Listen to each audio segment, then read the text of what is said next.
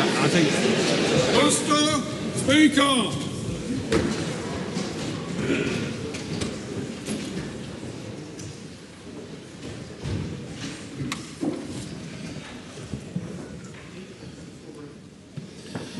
Almighty God, we give thanks for the blessings which have been bestowed on us. Laying aside all personal interests, we acknowledge the King and pray for guidance in our deliberations, that we may conduct the affairs of this House with wisdom, justice, mercy and humility for the welfare and peace of New Zealand. Amen.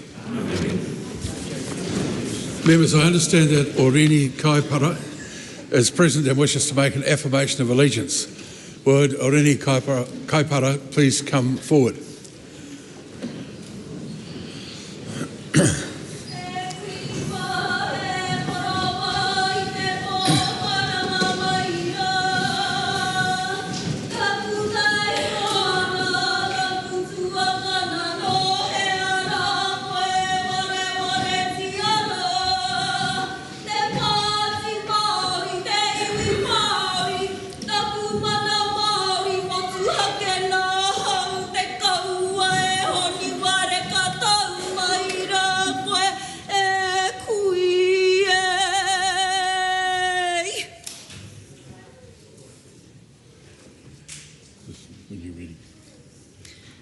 Ko ahau, ko Oriini Kaipara. E ki ana I runga I te pono, I te tika, I te ngākau tapatahi.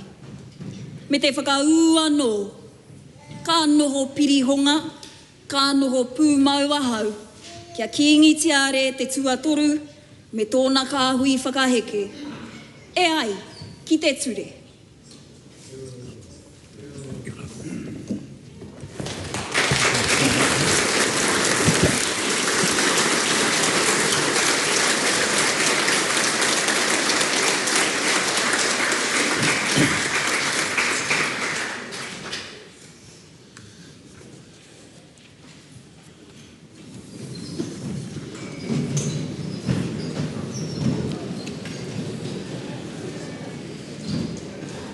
Good.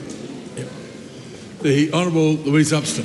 Mr Speaker, today the House will adjourn until Tuesday the 14th of October. That week, the House will make progress on the Education and Training, Vocational Education and Training System Amendment Bill and the Building and Construction Small Standalone Dwellings Amendment Bill. The hours of Tuesday will be extended into Wednesday morning for government business, and on Thursday there will be a 1-hour special debate on local issues. No petitions have been delivered to the Clerk for presentation. Ministers have delivered 11 papers. 2024-25 annual reports of the Accident Compensation Corporation, the Crown Law Office, New Zealand Qualifications Authority, Kordia Group and Pāmu Farms. Accident Compensation Corporation Climate Report for the year ended 30 June 2025 and Service Agreement for 2025-26. Ministry for the Environment and Stats New Zealand, New Zealand's Environmental Reporting Series, Our Marine Environment 2025. Notice of Declarations of Inconsistency, Public Protection Orders under the Public Safety, Public Protection Orders Act 2014 and Extended Supervision Orders under the Parole Act 2002. Report in relation to selected non-departmental appropriations for the Science, Innovation and Technology portfolio within Vote Business, Science and Innovation for the year ended 30 June 2025. Those papers are published under the authority of the House. 2 Select Committee reports have been delivered for presentation. Reports of the Social Services and Community Committee on the report of the Ombudsman, OIA timeliness obligations, compliance and practice in Kāinga Ora Housing New Zealand. Review briefing on the 2023-24 annual review of the Social Workers Registration Board. Those reports are set down for consideration. Those bills have been introduced. The House comes to oral question, the first in the name of Dan Bedwell. Thank you, Mr Speaker. My question is to the Minister for Economic Growth and asks, what recent announcements has she made? The Honourable Nicola Willis. Mr Speaker, this morning I announced new government procurement rules that take effect on the 1st of December. These are the rules that government agencies apply when assessing bids to supply them with goods and services, including everything from paper towels to roads. All told, Government contracts are worth more than $50 billion a year. That is a huge amount. But Kiwi businesses have been telling government for years, over successive governments, that they've been missing out because the rules are not fit for purpose. Today, the government has fixed it. Supplementary. What is the key change being made to the government procurement rules? Mr Speaker, the key change is an economic benefit test that levels the playing field for New Zealand businesses. When considering tender applications, government agencies will now be required to give a weighting of at least 10% to benefits to New Zealand. This means New Zealand companies won't miss out on contracts to overseas competitors because of small differences in price.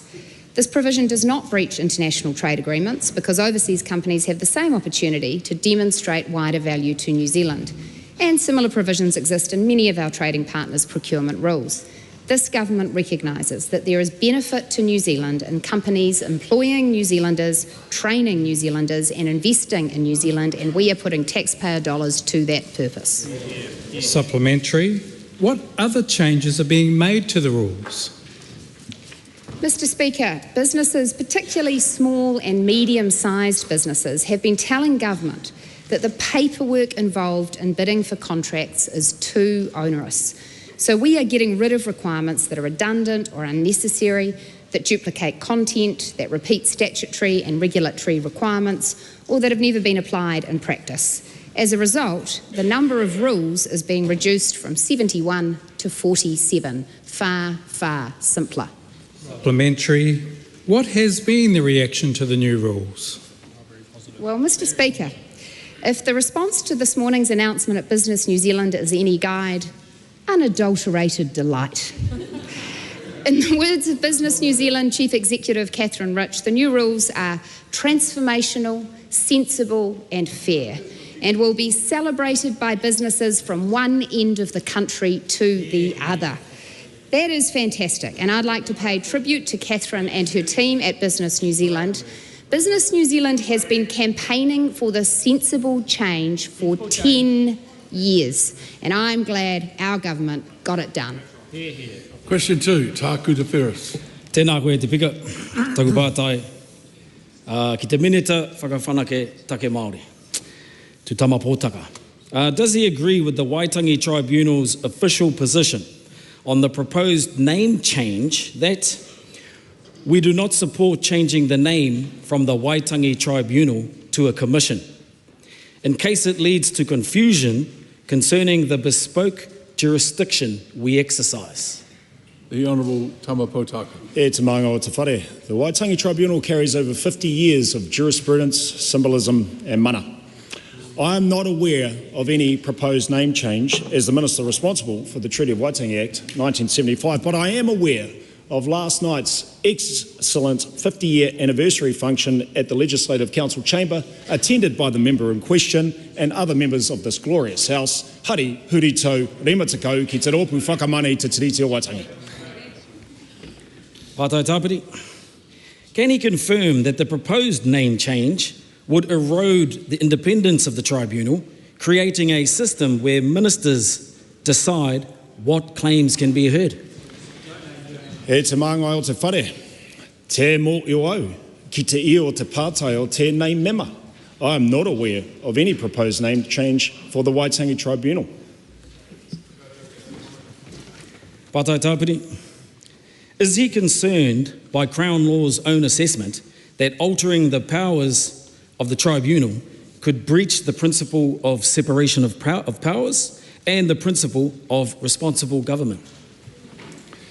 E te maanga o te whare, government continues to be responsible in this space and is progressing the review announced in a very timely manner.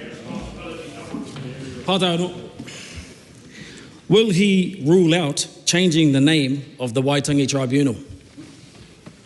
E te maanga o te whare, that is a matter that I've only just become aware of as a result of the question posed to me by the member. Question number 3, the Honourable Barbara Emmons. Oh, supplementary question, the Right Honourable Winston Peters. Has the Minister looked at the Tribunal's statement about their concern regarding a, quote, bespoke jurisdiction And having regard to the word bespoke, who's the tailor here? Who's the customer here? Who's this being made for? Parliament or some other body? E te maangai o te whare. My responsibilities in this space are focusing on clarifying these matters, not confusing these matters any further. The Honourable Barbara Evans, question 3. Vinaka Vakalevu, Mr Speaker. To the Minister of Finance, is an annual growth rate of negative 1.1%, 3 percentage points lower than forecast before the election, the result of her economic plan? If not, why not? Mr Speaker, as I said yesterday and the day before, no. And let me point something out for members. The IMF's latest World Economic Outlook shows that in 2023, out of all the world's advanced economies, New Zealand had the largest positive output gap. In other words, it had the most overheated economy in the world. Inflation was far above the target band, and the Reserve Bank had to raise the OCR to 5.5%, the highest rate since 2008. And that's why the economy went into a long, painful downturn.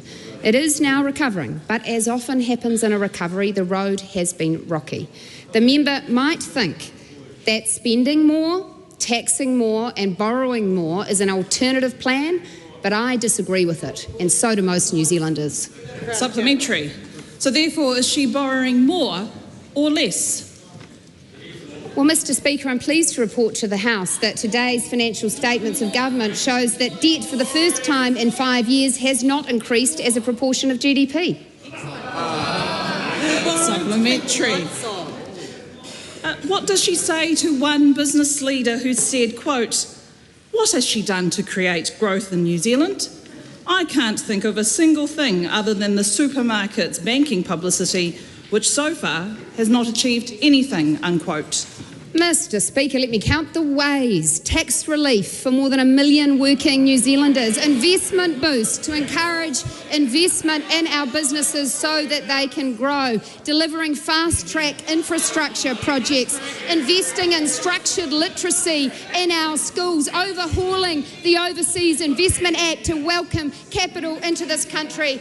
And Mr Speaker, to finish a theme for the week, here's the quote I preferred from a chief executive in that publication. Labor, not as coordinated on communications as they need to be, especially between Chris and Barbara. King hit. Supplementary. Does she agree with Christopher Luxon that, quote, "Nicola Willis and myself understand economics, we understand budgets, we understand numbers," unquote? If so, is that why under even her own measure of OBGAL X, the deficit is higher now than it was in 2021, 2022, 2023 and 2024? Mr Speaker, let's keep it simple. I agree with the Prime Minister. Today. Supplementary question, the Honourable David Seymour. How much of that deficit is interest repayments on debt that was built up by the previous government? Well, Mr Speaker, it's approximately $8 billion we are paying to service the interest on our debt. And I would also point out, Mr Speaker, that those who are suddenly concerned about deficits might want to ask why they said that every time we made a spending reduction, whether it was pay equity, reducing the number of bureaucrats, reversing stupid programs, that we shouldn't be cutting spending. Get consistent. Supplementary. If she understands numbers then, does she understand that the government reduction in capital asset spending of $2.9 billion less has played a role in the decline of the construction sector and a loss of 20,000 construction sector jobs? Well, Mr Speaker, in each of our budgets we have invested more funding in public infrastructure, and I can't wait till we sign those contracts for the Northern Gateway Road, for the many roads of national significance around the country. I'm proud that unlike the last government, we're actually funding Dunedin Hospital, that we're rebuilding Nelson Hospital, that we're building more classrooms every year than they ever managed, and that we built more social homes in the past 23 months than they did in 3 years. Supplementary. Is her idea of an economic plan is to deliver more unemployment, a shrinking economy, an inflation that is on the rise, and to blame everyone else except Nicola Willis? No, Mr. Speaker, it is not. But I think that those who commit arson and then blame the firefighter should not repeat the same mistake. And all I've heard from that member is let's borrow more, let's spend more, let's drive up the debt and inflation, and that is no prescription. Question number 4, Rima Narkley. Thank you, Mr. Speaker. My question is to the Minister for Tourism and Hospitality and asks, what recent announcements has she made to support major events and tourism in New Zealand? Mr. Speaker. The Honourable Louise Upson. Mr. Speaker, last week we served up a major win for sports fans and tourism alike. We announced a $5 million investment in a new centre court roof for Auckland's Manuka Doctor Arena. This is the first infrastructure project from our $70 million major events and tourism package. This upgrade is a grand slam for New Zealand's events sector. It means rain delays will be out and world-class tennis will be in no matter the weather. Tourism and major events are a crucial part of our government's focus on economic growth. More world-class events means more visitors, more jobs and a growing economy. Supplementary. Why is this investment needed? Mr. Speaker, this investment will help New Zealand stay match fit on the international stage. If we want to continue to attract world-class events to New Zealand, we need to have world-class facilities to go along with it. This investment not only future-proofs Centre Court against the weather, but also expands the types of events that can be held there, attracting more visitors and supporting our economy. The arena is also an important asset for the Auckland community, promoting the growth and development of tennis for players of all ages. Supplementary. How will this investment benefit tourism in Auckland and beyond? Mr. Speaker, this investment is a game changer. The ASB Classic alone attracts thousands of visitors each year, and next year it will be their 70th year of this event. In 2024, just this one event alone brought significant economic benefit to Auckland, resulting in 16,600 visitor nights to the region and injecting $3.4 million into the economy. With a covered centre court, we'll be able to serve up more events year-round and welcome even more fans, players and international media. More visitors means more bookings, more meals and more spending in local shops and hotels. Supplementary. What feedback has she received on this announcement? Mr. Speaker, I promise this is the last one. We have had a volley of positive feedback. Tennis Auckland CEO Rowan West has said it's absolutely massive. I can't underplay the significance of it, saying it gives the organisation confidence to move ahead with the project. The Auckland Business Chamber has said the announcement is really welcome news for Auckland. Ongoing measures like this make our biggest city a better place to live in, work in, and more competitive with our Aussie cousins cities. Mr. Speaker, this announcement is already proving, to be a winning shot, which means New Zealand's tennis future is game, set and match. Question 5, the Honourable Jenny Henderson. Sorry, just wait while one or two people up the back there calm themselves down. The Honourable Jenny Henderson. Thank you, Mr. Speaker. My question is to the Minister for Economic Growth. Is her economic plan responsible for high unemployment and more business failures? If not, why not? The Honourable Nicola Willis. Mr. Speaker, no. Is it just me, or have I answered this question half a dozen times already? Higher unemployment is a result of an economic downturn driven by high interest rates. High interest rates needed to bring down inflation, fuelled by reckless and undisciplined government spending. That may be the member's economic plan. It is not mine, thank goodness. Why then are there 36,000 people who are not in work and liquidations are up 26%?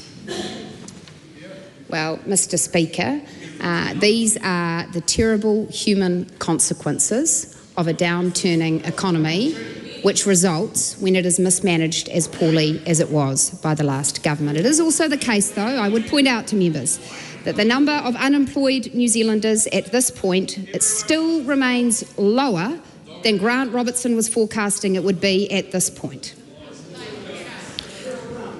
Why does she continue to refer to the pre-election forecasts for unemployment, but not the GDP forecasts, which are 3 percentage points higher than what she has delivered?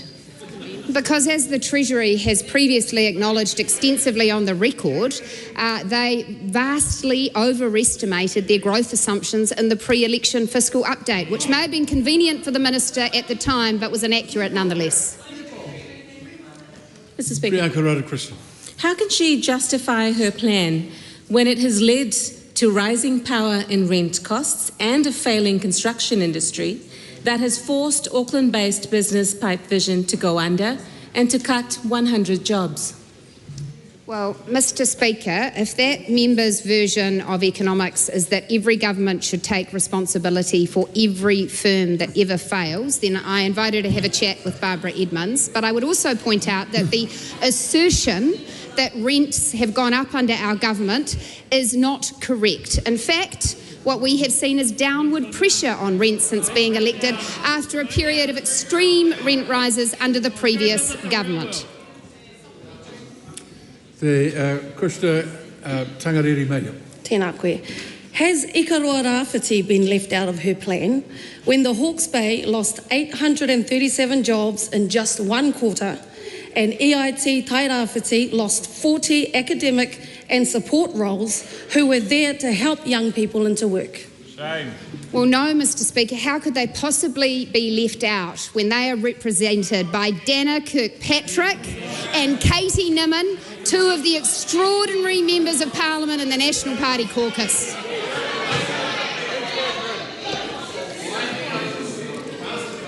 Rachel Boyack. Is her economic plan responsible for the more than 300 workers from Carter Holt Harvey, Sealord and Proper Crisps in Nelson, Tasman who are losing their jobs? Stop. Who is calling out during a question? You don't do that. I never work my finger like that, but something that is particular to you. Rachel Boyack. Supplementary. Is her economic plan responsible for the more than 300 workers from Carter Holt Harvey, Sealord and Proper Crisps in Nelson, Tasman who are losing their jobs, or should they not take it personally? No. What our economic plan is directly responsible for is more than $500 million having been committed to rebuilding Nelson Hospital and the fast tracking of a major housing development that on her watch would have been tied up in red tape for years. We'll take responsibility, and I think you will find that the people of Nelson would like it if you just welcome the investment in their hospital. No, I think if we're going to have that sort of outburst, we'll just move on to the next question. It's largely in the opposition's hands, but you cannot ask a question and then engage in a barrage like that and expect that you're going to be given other opportunities to do the same. Supplementary. Jan Zanetti. Thank you, Mr. Speaker. In what way is 2 plants closing and 249 jobs being lost in Tokoroa a sign that her plan is working? Well, Mr Speaker, as I pointed out to her colleague Ginny Anderson in the previous answer, a number of factors contribute to firms no longer being profitable. One of those factors is very high interest rates, which is why our government has worked so hard to take pressure off on inflation and ensure the Reserve Bank has had space to reduce those interest rates. I've repeatedly now, over a number of days, expressed the view that the sort of ongoing chips are not reasonable, nor are they witty, nor do they add anything to the debate, and members should refrain from doing it. And there's one particular member who I know is now diligently looking at a piece of paper who would do well to take that on board. The Honourable Ginny Anderson. Supplementary. Has she considered asking for help with her numeracy, considering that she considers negative growth to be a sign of recovery? No, Mr Speaker, as my mother once said to me, if you can't say anything nice, which I can't right now, don't say anything at all.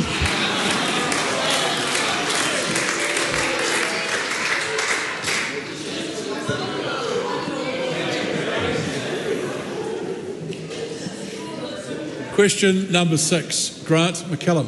Thank you, Mr Speaker.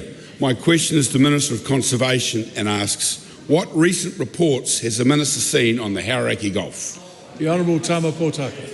Te whare on Tuesday, with the backing of all the parties that were present that day in this fine Parliament, the tautoko in support of iwi around Tikapa Moana and thousands of New Zealanders as we pass this bill that will triple marine protection in the Hauraki Gulf. Various groups have welcomed and celebrated this step. The Environmental Defence Society, of course, calling it a landmark achievement for conservation. Forest and Bird saying it's a significant victory for the Hauraki Gulf, and Seafood New Zealand welcoming the bill as a balanced approach for marine protection. I look forward to seeing the recovery of this iconic, majestic and epic place moving forward. Supplementary. What benefits will the new protections have for marine conservation and ecosystems? It's Māngo Te Whare. This bill introduces 19 new expanded marine protection areas and is the largest increase in marine protection in Aotearoa, New Zealand in over a decade. The amount of area that is to be protected here is twice the size of Singapore. We hope to see snapper density increase, spiny rock lobster increase. I just want to acknowledge Minister Jones and his protection for that.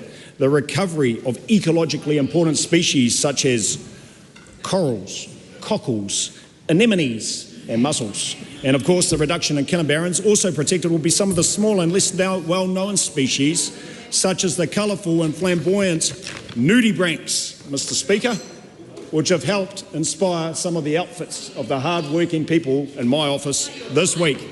Effective marine protection, we know, helps restore the health and motility of seascapes. Well done. Supplementary. How will this support jobs and greater economic growth in the region? E te Māngo Te Whare.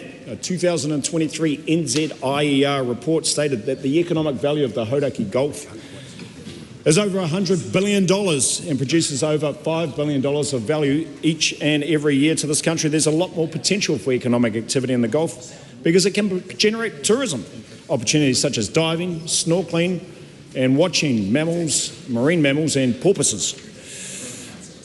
We know that healthy marine environments can boost tourism by looking at the Goat Island Te Hāwere Maki Marine Reserve, celebrating its 50th anniversary this week, which accommodates and hosts over 350,000 visitors per annum. The economy and the environment go together.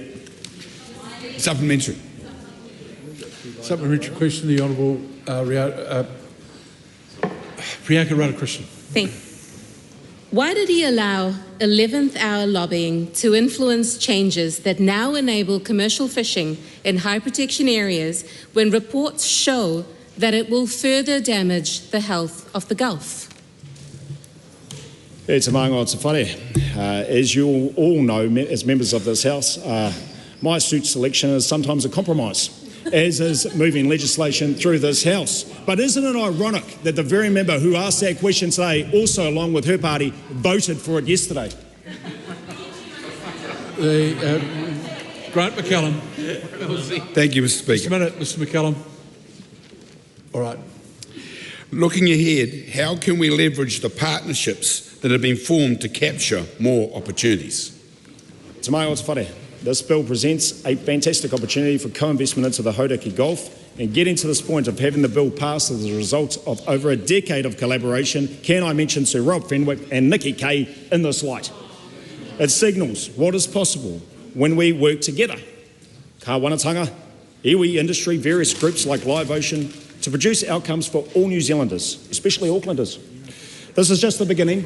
Nicola Rata McDonald, the co-chair of the Hauraki Gulf Forum and CEO of Ngāti Manuhiri Settlement Trust, said it has taken an army of united voices to protect this taonga, and I congratulate everyone on their involvement and look forward to our next steps. Lan Farm. What is his message to the 32,000 Kiwis who signed WWF's petition urging his government to remove the carve-out that allows commercial fishing in the Gulf's high protection areas due to the risk that it sets a dangerous precedent where industry lobbyists could weaken future marine protections? Te maanga o te whare. My message is this. To the 32,000 people and the 5.5 million New Zealanders and Kiwis that voted in their elected officials to this glorious institution of Parliament, all parties present in Parliament on Tuesday voted in favour of the very comments and the very provisions that the member asked for. The Right Honourable Winston Peters. Can I ask the Minister as to where are the customers for those limited commercial fishing operations? Are they New Zealand customers or overseas customers? E te maanga o te whare. I am advised that the customers for those particular ring net fishing operators are New Zealand and particularly Auckland customers.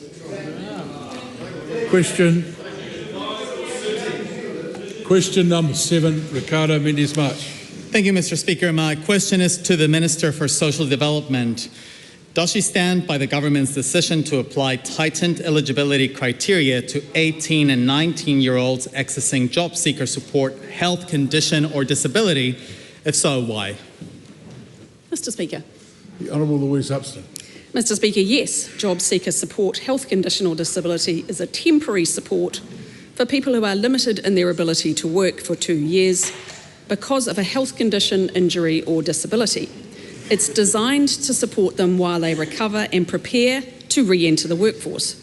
Those with permanent or severe conditions are supported through the supported living payment, which recognises long-term incapacity. Our government has high aspirations for young New Zealanders, and we make no apologies for encouraging them into education, further training or employment instead of welfare. This approach helps young people to build independence rather than be reliant on welfare.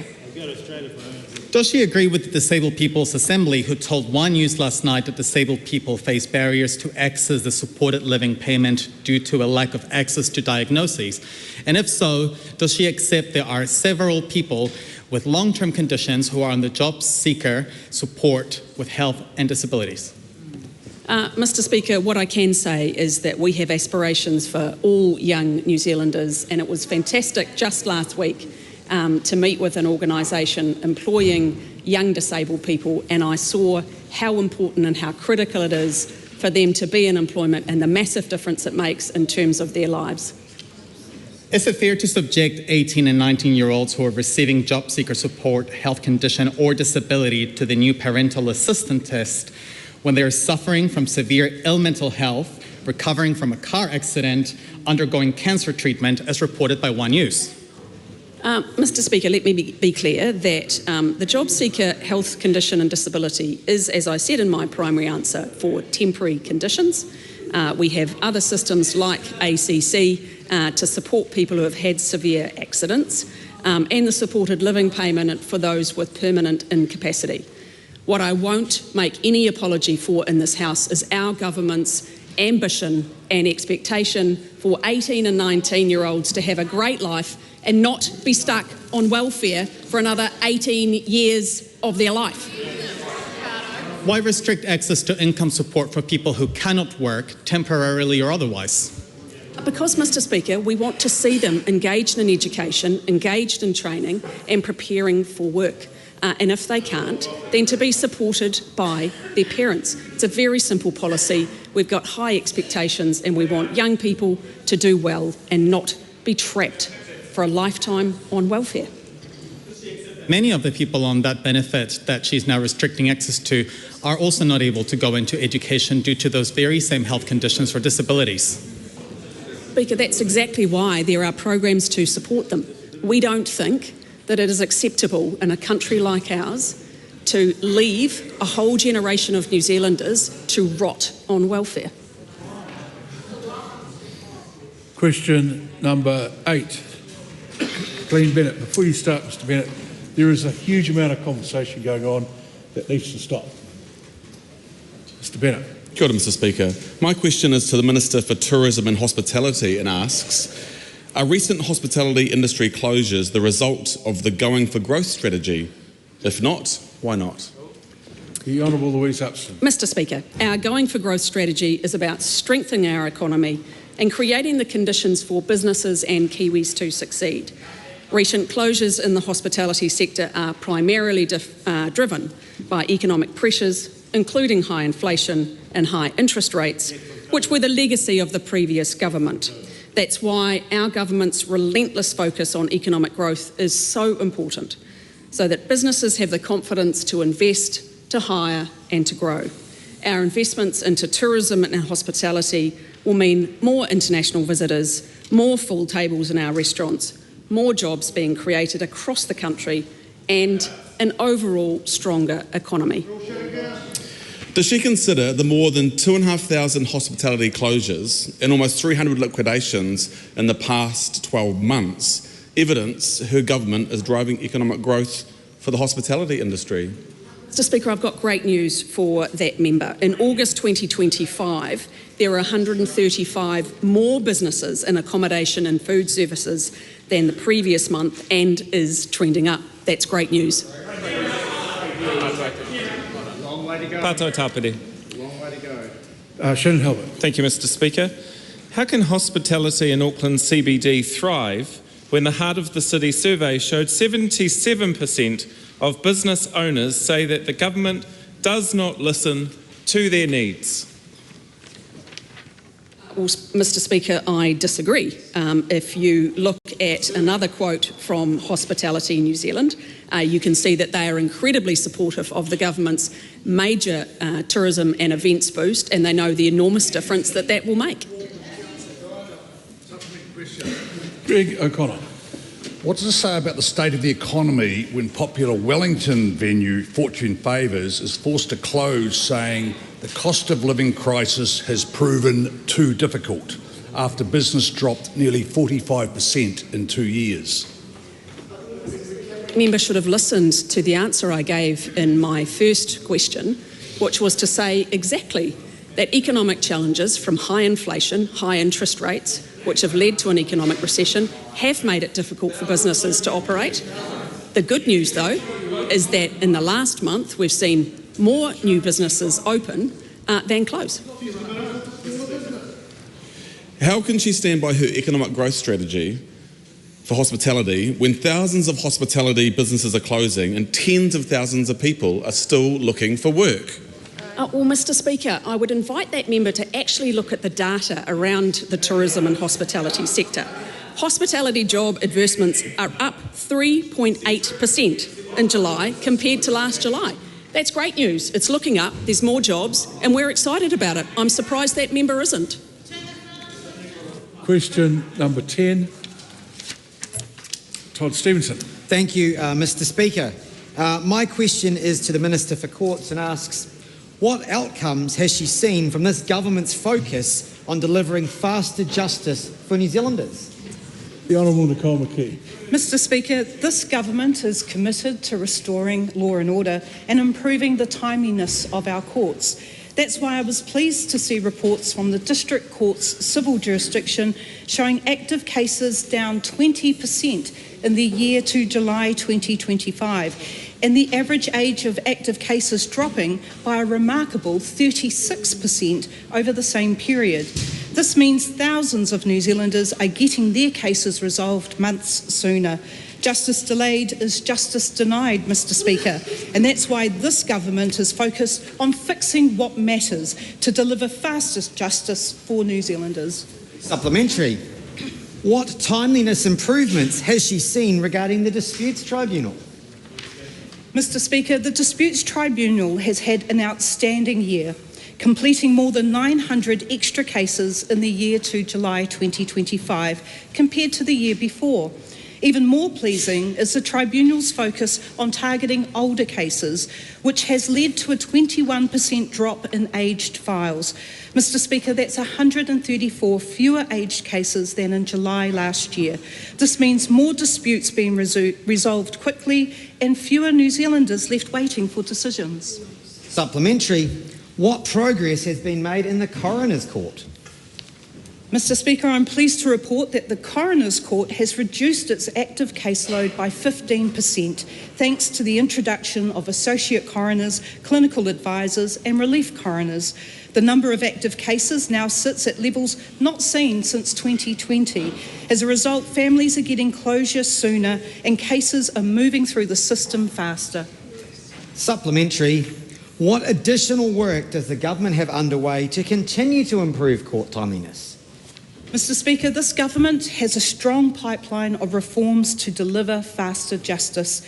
We're expanding community magistrates' powers so that they can manage more district court cases and raising the High Court judicial cap to increase capacity. We will ensure remote participation in our courts is fit for purpose.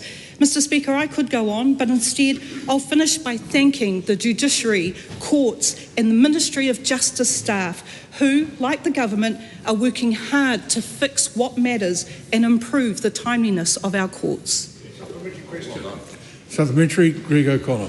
What additional funding will she seek for the courts, given the Chief Justice's view that our justice system is under considerable stress?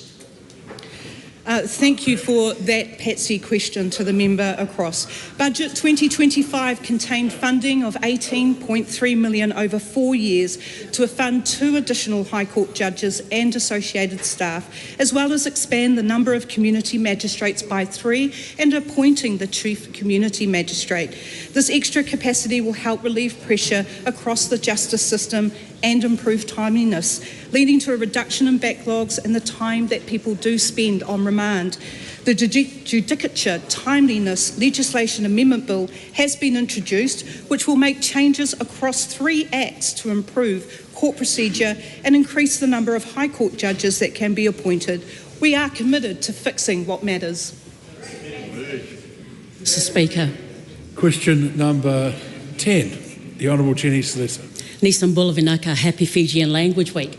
To the Minister for Pacific Peoples, does he believe that the Ministry for Pacific Peoples has a role to play in getting more Pasifika into work or training? If so, how will it address the current unemployment rate for Pasifika peoples, which is double what it was at the end of 2023 when the government came into office? Bula, Mr. Speaker. The Honourable Shane Reti. I am aware of the recent rise in Pacific unemployment, which is concerning. The Ministry for Pacific People, alongside the Ministry of Social Development and the education sector, have a role to play in placing more Pacific peoples into work or training. Mr. Speaker, we are relentlessly focused on growing the economy to support Pacific peoples and all New Zealanders with better job opportunities, higher wages and a brighter future. Supplementary. Does he regret repeatedly cutting funding to the Ministry for Pacific Peoples, including cutting $22 million out of Tupu Aotearoa Work Ready program at a time when Pasifika unemployment is 12.1%, more than double the national average?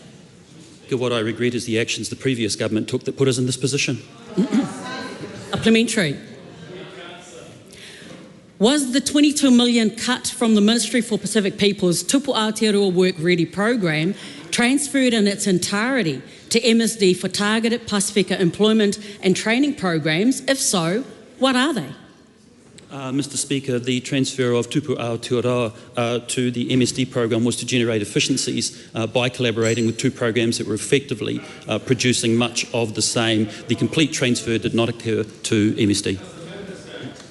How can he say that the MSD programs was actually for efficiencies when he previously claimed that it, and I quote, was particularly to look at those who are not in employment, education and training, different to MSD, and that it wasn't limited or capped by the age bracket like MSD, unquote.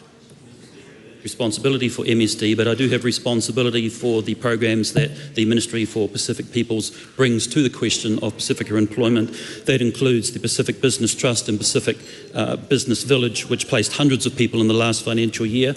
The partnership with Pacific Media Network through Te Moana Reo Fund, which again has placed hundreds of jobs, and Pacific Building Affordable Homes and Aotearoa, which is stimulating Pacific-led construction and employment, as just a few examples. Supplementary.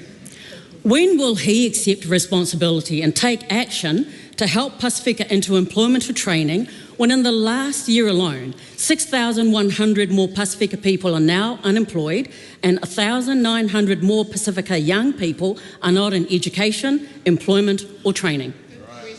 I acknowledge the challenge with employment for Pacific people. I've already identified 3 initiatives that the Ministry for Pacific People has responsibility for in collaboration with other ministries, including the Ministry for Social Development. I would highlight Alovaka, which amongst other things developed 14 micro-credentialing courses in the last financial year and more than 6,000 micro-credentials delivered to Pacifica, particularly Pacifica youth. Question number 11, Dr. Vanessa Winnick. Thank you, Mr. Speaker. To the Minister for Mental Health, what recent announcements has he made on the government's mental health targets? Mr. Speaker, thank you, Mr. Speaker. One of my top priorities is faster access to mental health support for all New Zealanders. Last week I released Q4 mental health target data, which shows more Kiwis are getting faster access to mental health support. I've always said I won't be just happy with the national average. It's the ability to measure performance in the 20 health districts that will make a real difference. No matter where you live, this government is committed to ensuring when someone is reaching out for support, that timely support is there. Supplementary. What progress has been made in achieving the fast access to primary mental health and addiction target? Speaker, good news. This government is focused on delivering faster access to support, more frontline workers and a better crisis response. That's why this government set a target of 80% of people being seen in primary mental health services within 1 week. We are meeting that target with 83.8% being seen within 1 week. In the South Island, access to primary mental health support has improved from 75% in Q1 to 84.7% in Q4, well above the target. The Southern District went from being one of the worst performing districts at 66.4% to one of the best at 91% of Southern residents accessing services within 1 week. Good, fantastic. Entry. What progress has been made in reducing wait times in emergency departments? Mr. Speaker, a crisis response is a key part of our mental health plan. Across the country, all regions have improved the number of people waiting less than 6 hours in ED to receive timely mental health support. This is a target we have seen the biggest improvements. The northern region, there's been an 11.3% improvement, which has been driven by an increase of 8.9% in Northland and an impressive 20.8% improvement in Auckland. When Kiwis, their loved ones, friends or family members make the brave step of reaching out for help, this government is committed to ensuring we have the right support in place.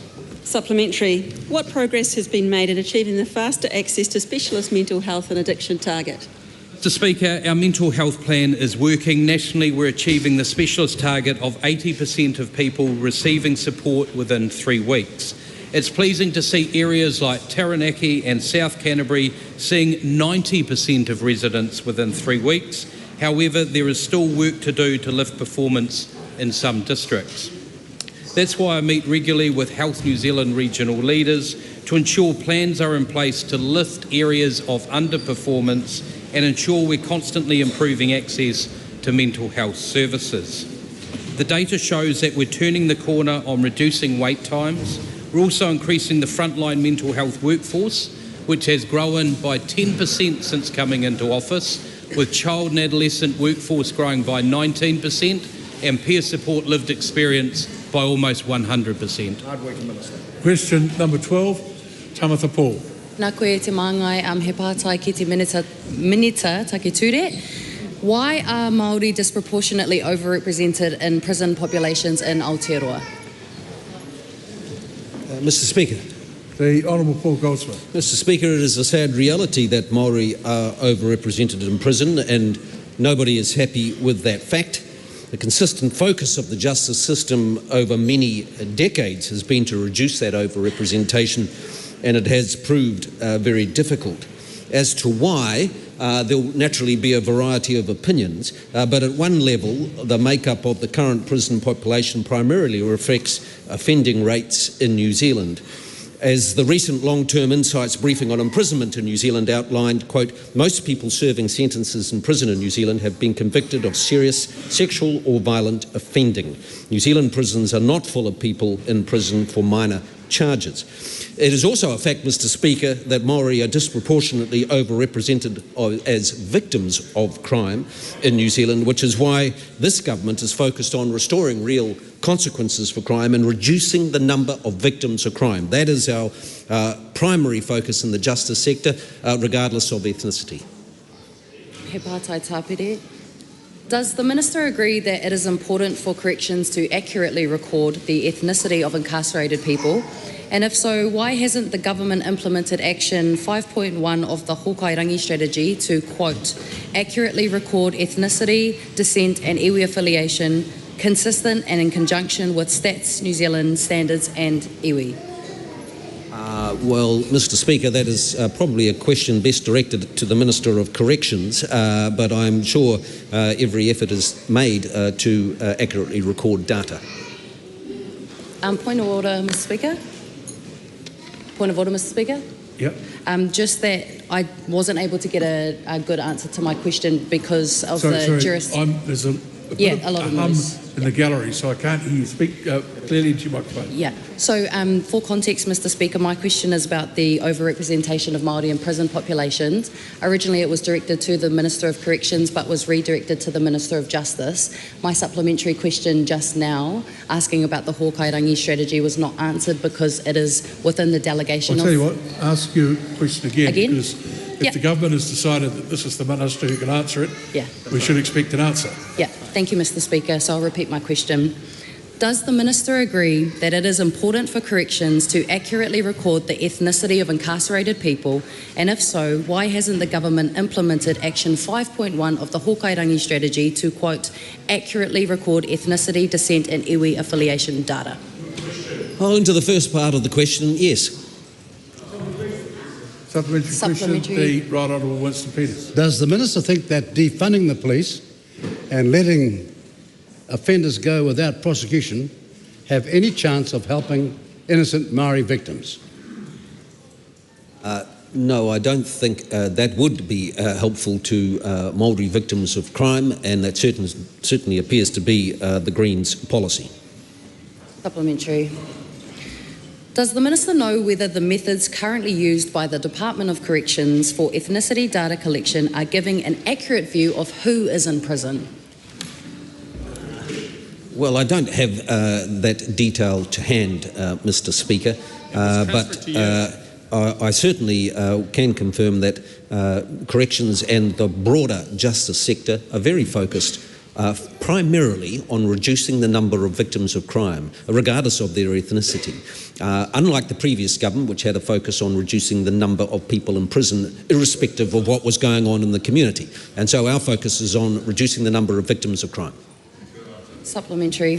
What evidence does he have that a higher prison population makes Māori safer?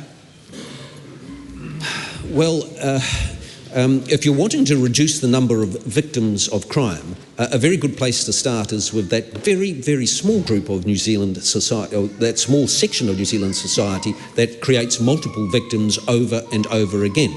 And so the primary focus is effective rehabilitation of people who have been involved in violent crime. But there are some people that need to be kept out of society for a while so that the rest of society can be kept safe. and that is a pretty important part of our justice response. Supplementary. Supplementary. Supplementary, the Honourable Nicole McKee. Thank you, Mr Speaker. Is it this government's position that if someone does the crime, then they're going to do the time, regardless of their ethnicity? Yes, indeed, that is our position, and it is not from a sole focus on the punitive side of justice, though that is important, but it is part of a broader focus of our justice sector response, which is to reduce the number of victims of crime. And the good news, Mr. Speaker, is that collectively in this country we're making great progress towards that target that the government has to reduce the overall number of victims of crime. When we came in at 185,000 New Zealanders suffering violent offences, we've reduced that down to 156,000 in the latest stats. That is still, Mr. Speaker, 156,000 too many New Zealanders, and we're determined to make further progress. Supplementary. Tamath Paul. Was Moana Jackson wrong when he said, quote, "The majority of those behind bars are Māori and the system itself reflects a punishing and very real racism," end quote? Or does he accept that the overrepresentation of Māori in prisons is a reflection of structural racism? All of them. I've been to all of them. Every single one of them. Hold on. Righto. Mr. Speaker, as regards to structural racism, I would say that that's a very easy phrase for an academic to use. But I would say to the thousands of New Zealanders, Māori, Pākehā, and from a wide variety of ethnicities who get up early every morning to work at corrections or the courts, or in many parts of the justice sector, the suggestion that they are just mere cogs in the wheel of a structurally racist regime is an insult to those people who work hard every day to do the right thing for this country and to keep New Zealanders safe. And I don't think that's an appropriate way to reflect on their efforts. Supplementary question, the Right Honourable Winston Could the Minister Peters. tell us exactly how many Māori accused did Moana Jackson ever defend at court? Mr. Speaker... No. Look. Well, it's not... It's something you could put in a written question. I doubt the Minister's got that at hand. The supplementary, Honourable Nicole McKee. Thank you. Can the Minister also confirm that Māori are disproportionately represented among the victims of crime? And would it help to go soft on the perpetrators for reasons of political correctness?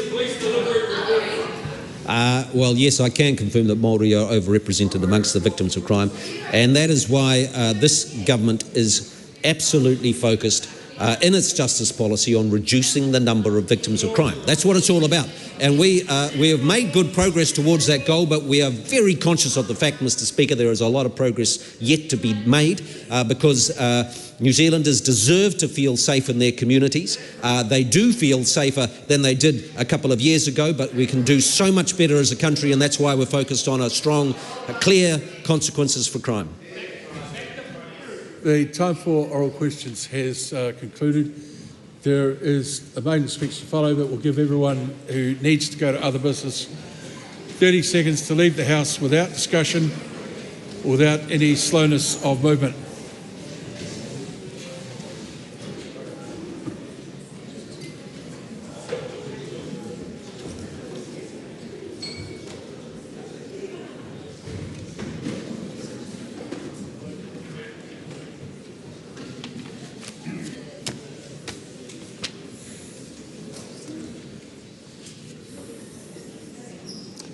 In accordance with the determination of the Business Committee, I call on Oriini Kaipara to make her maiden address to Parliament.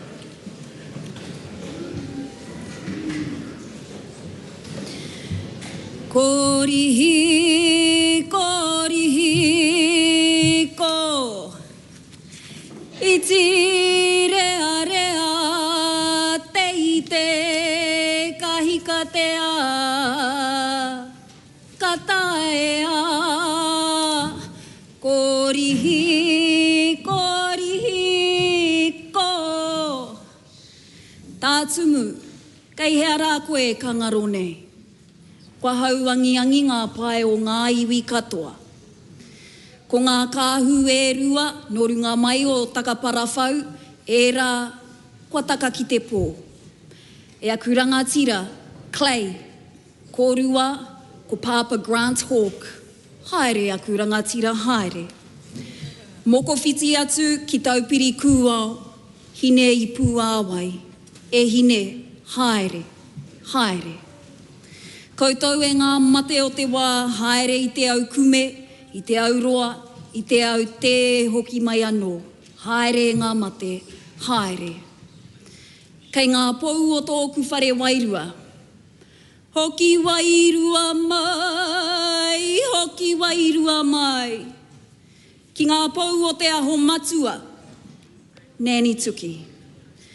Nāu te kōrero, kia mau ki te aka matua, te toi huarewa tipua. Whaia kā te rina te hei kōkō. Nāu te ringa i whakairo i te aho matua me ōna wāhanga e ono. Nāu i whakamaharaia mātou kia kimihia te mea ngaro. Ki te pou o tōku reo Māori, hori te pou. Grandad. Nāu taku reo, nāu i tūhoe ai tōku arero, nāu i tūhoe ai tōku ngā kau, i tūhoe ai ahau. Ki ōku pou o te ao haka. Koro ngā pō, korua ko kui pīmia. Nā korua ngā rangi me ngā kupu i tito, i manai anō te kōrero, ki te wātea te hinengaro me te kaharere o te wairua, ka taea ngā mea katoa. Kei ngā pou o tōku whare o ngā tūmanako. Whaia arapera, whaia hinerapa, Nanny June, whaia Barbara, Ricky. Koutou aku titi raukura me aku iti raukura kua riro ki te pō. E mura mura tonu ana te ahi nā koutou i tautou i tō tātou pā. Anei, kua kawea mai e mātou ki konei ki tēnei whare i tēnei rā. A kāti ki ngā pautoko manawa o te Pāti Māori. Whaia tāri ana, kōrua tahi, ko taku tai moana. Mārei kura mārire, ngā kau māhaki. E kui tari, nāu a whānau ora, i ohia ake i te kore ki te ao mārama. Taku tai, i whāia e koe ngā mahi ararohenga. Kia whai poko hiwi pono ai ngā whānau o tō tāua rohe o tāmaki.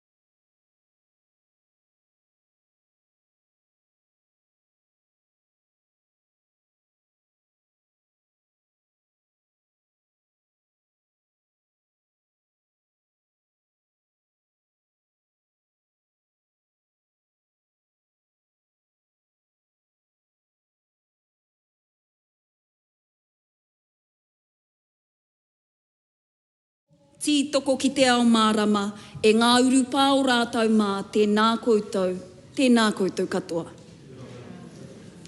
Whakakauake te kauai kahika o kiwa. Te ariki nui, kuini ngā wai hono i te pō, tū mai rā. Tū mai rā koe i runga i te ahurewa tapu o tō pāpā, o tō kuia, o tīpuna kua riro ki te pō. Tū mai rā koe hei ta pairu mo te reo Māori. A tēnā, kia whakatino rangatiratanga tia e au tō tāua reo, ki konei, ki pāremata, ki te ao tōrangapu. Ko te kuini Māori hei whakamarumaru, ko te kīngitanga hei whakaruruhau mō te mana Māori motuhake, rire, hau, pai mārire. E te ariki hou o tūwhare toa te rangi māheu e tū. Kia whitiki nei hokoe te ihi o tō pāpā. Te mauri o te iwi, te hana o ngā waiariki. Nau mai rā koe te whatu o te whare o te heuheu. rarau. Te Aotearoa, taranaki whānui, Ngāti toa rangatira. E ngā reo whakahei no runga mai ngā maunga whakahi o te whanganui a tara, ta tuatu ki mua upoko ki ōtaki, tai atu ki rangitāne ki te wairarapa. Tēnā rā koutou e ngā matamata huanga e ngā mana whenua o ēnei whenua. Whakatau mai i taku iti i taku rahi. Whakatau mai a mātau ngā waiwai tapu. Whakatau mai i taku whānau, i taku hapori tēnei kua tau mai. Mihia a mātau mokopuna. Mihia ngā tamariki o te kōhanga reo me te kura kaupapa Māori. Mihia o rātau mātua, o rātau Pākeke. Mihia ngā toa o te reo Māori, tai atu ki ngā pākaiahi me ngā mana tike o Tāmaki Makaurau. E hara, mihia te uru kahika o Tāmaki Makaurau, tēnei kua pai mai nei. Mihia o ku pāpā, i konei, i ngā tau i mua, hei aha, hei kauwaka, hei māngai mo ngā iwi Māori i mua. Mihia te matakirea o te rangapū tuatahi o te pāti Māori, kua auraki mai. Anei a tā pāpa Peter Sharples, me ana apataki e tūtonu nei, te whare o Hoani Waititi Marae e tau nei, e mihi atu nei, tēnā koutou katoa. A kāti whakatau mai i a hau, i te mema pāre mata hou, mo Tāmaki Makaurau.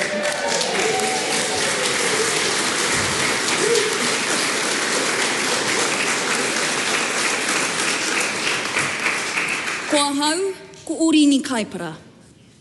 Ko te teina, a rāwinia, rāu ko te raina, ko te tuahine a hakaraia, ko te whakapākanga a Shirley te pou, rāu ko Eruera Kaipara, ko Gary Gray, taku pāpā whakaangi. He mōkai a hau nā hōri rāu ko te auta te pou. He mokopuna hoki a hau nā wii kepa, rāu ko Kaira te maioha Kaipara.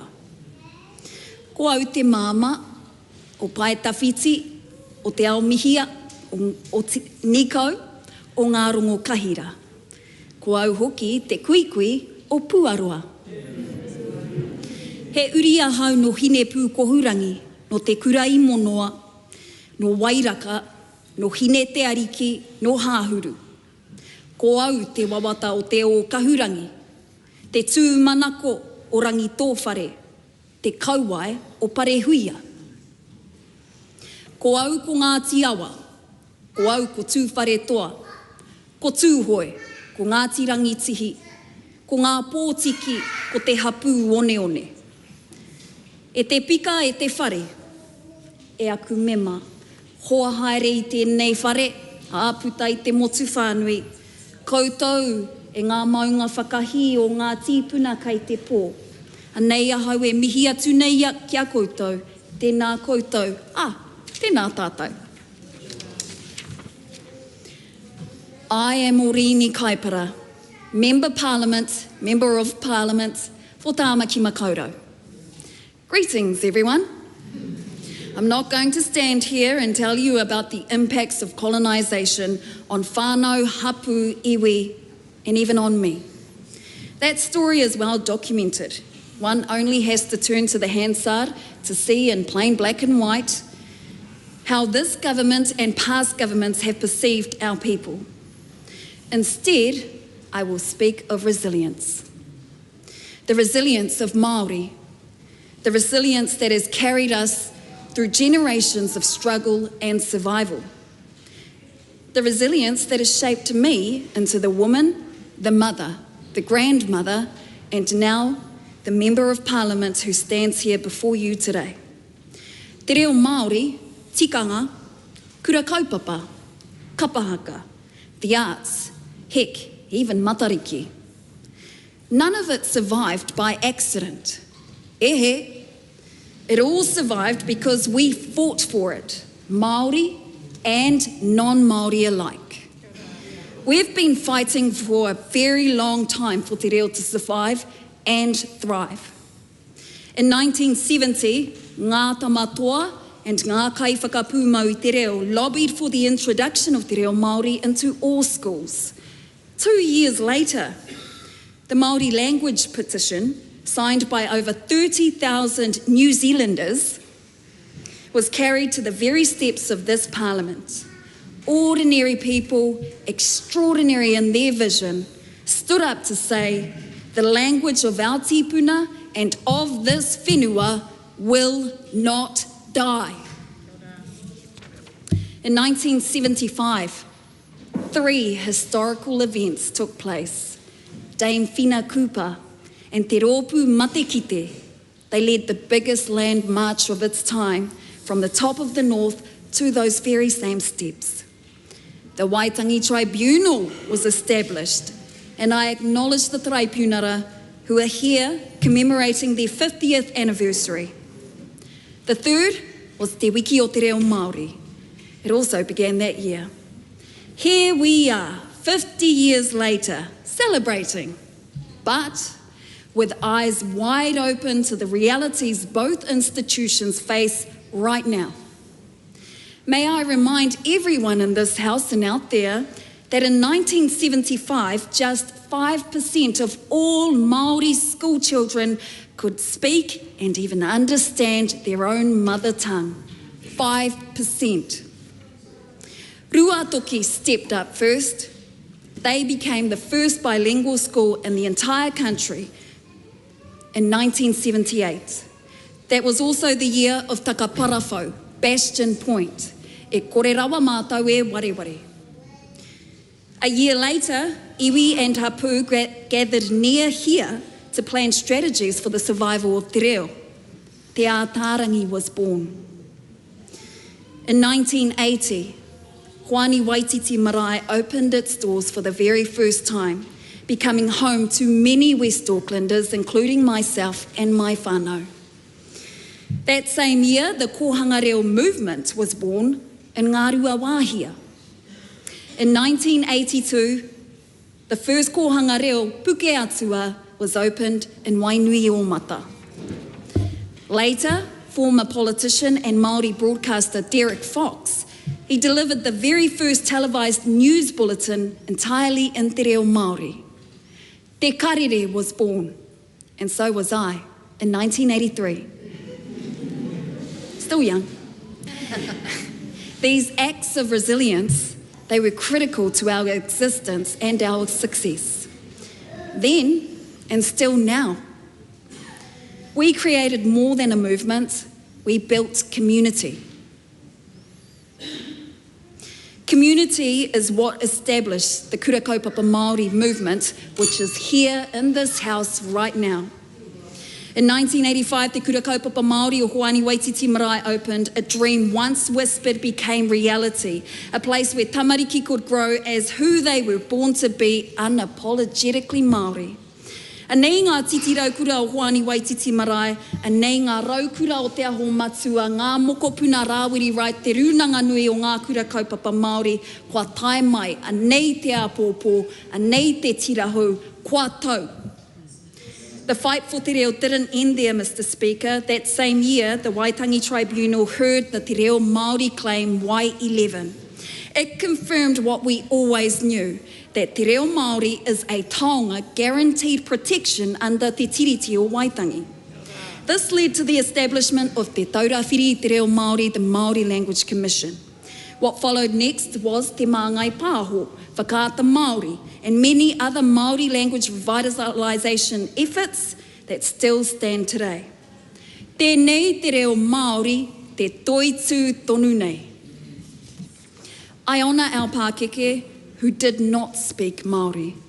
All of you who know and who carry the ache of disconnection and ensured that my peers and I would never feel it. Just as they stood for me, so I now stand for our tamariki and our mokopuna. Thank you for the sacrifices you made. Thank you for the ridicule you faced and for the courage that you showed in your commitment to a better life for us. When I stand in this house, I do so not as a survivor of colonisation who made it in the Pākehā system, but as the product of Māori resilience. We are the culmination of dreams, of purpose, of hard work and intention. We are here by design. Every single one of us who walks our own real journey is a beneficiary of the efforts of all those who held and still hold the line for all of us today. We embody everything they stood for, all that they dreamed of, and all that they hoped for. I've broken barriers, but now I choose to break cycles. I've covered stories, and now I choose to change them. I've competed at the Olympics of haka. I've taken haka to the Olympics. I've introduced te reo Māori into every space I've walked in, and I have no intention of stopping now. Some say te reo is another act of resistance. For many of us, it is our way of life. It just is. The Aotearoa hou I aspire to is free from racism, from discrimination, from trauma, and from unnecessary suffering. The Aotearoa hou I see is vibing, it's thriving, growing and going forward, not backwards. Kia whakatō muri te haere whakamua. I walk backwards into the future with my eyes fixed firmly on our past. E te pika I entered this whare in my hand holding te aho matua, the values and principles coined by the people who mentored and who shaped who I am today. They're in this house, many of them are not. I also enter on behalf of Takutai Tash Kemp. My predecessor, my tuakana, and I hold firmly in her honour and that of her whānau all that she carried, all that she meant, not only for Tāmaki Makaurau, but all her people who continue today to grieve for her loss. I stand here proudly for Tāmaki Makaurau. To my own whānau, aunties, my uncles, my cousins, my nephews, my nieces, everyone, I hear you. Kei te pai. Thank you for being here with me. I know how unnatural this is for all of us, but trust, we've got this. I've got you and you've got me. I wonder what my mum would say if she were here right now. I know she'd be beaming and saying something like, "Go, my baby." She's here, I know, and I really do hope to do her proud and all of our whakapapa proud. To my hapai o, my pillars of support, kaore iari karika aku mihi kia koutou. Jen, Faye, Ray, Mahanga Ngira, Donna, Rahera, Cows, Maria Pare, Parekura, Pāparangi, ao te kei o te waka whānau, tai atu kia koutou kere mama in the US of A right now. Thank you for having backs, guys, and for joining me on this journey. We made it. You did this. E kore te puna o mihi e mimiti. To the other members of this whare know this, we will debate, we will challenge each other, we will disagree. And I will wrap it up, everybody. I will wrap it up, everybody. I started and now I end with my coho. I end my coho with a poll of the bellbird to remind us, especially now during spring, that even the smallest of us can achieve greatness.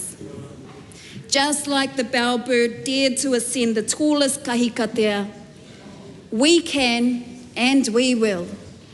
Korihi, korihi, ko, iti rea rea, te te, kahikatea, kataea, korihi, korihi, ko.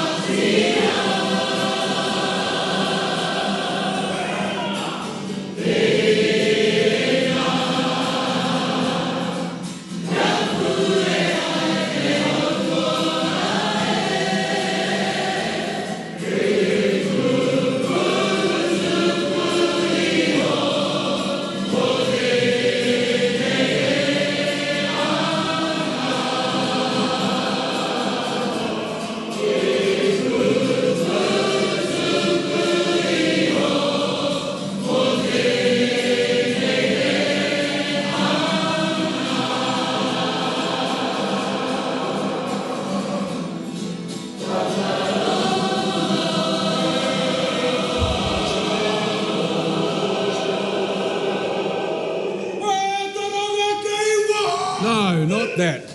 The guarantee was that would not be taking place.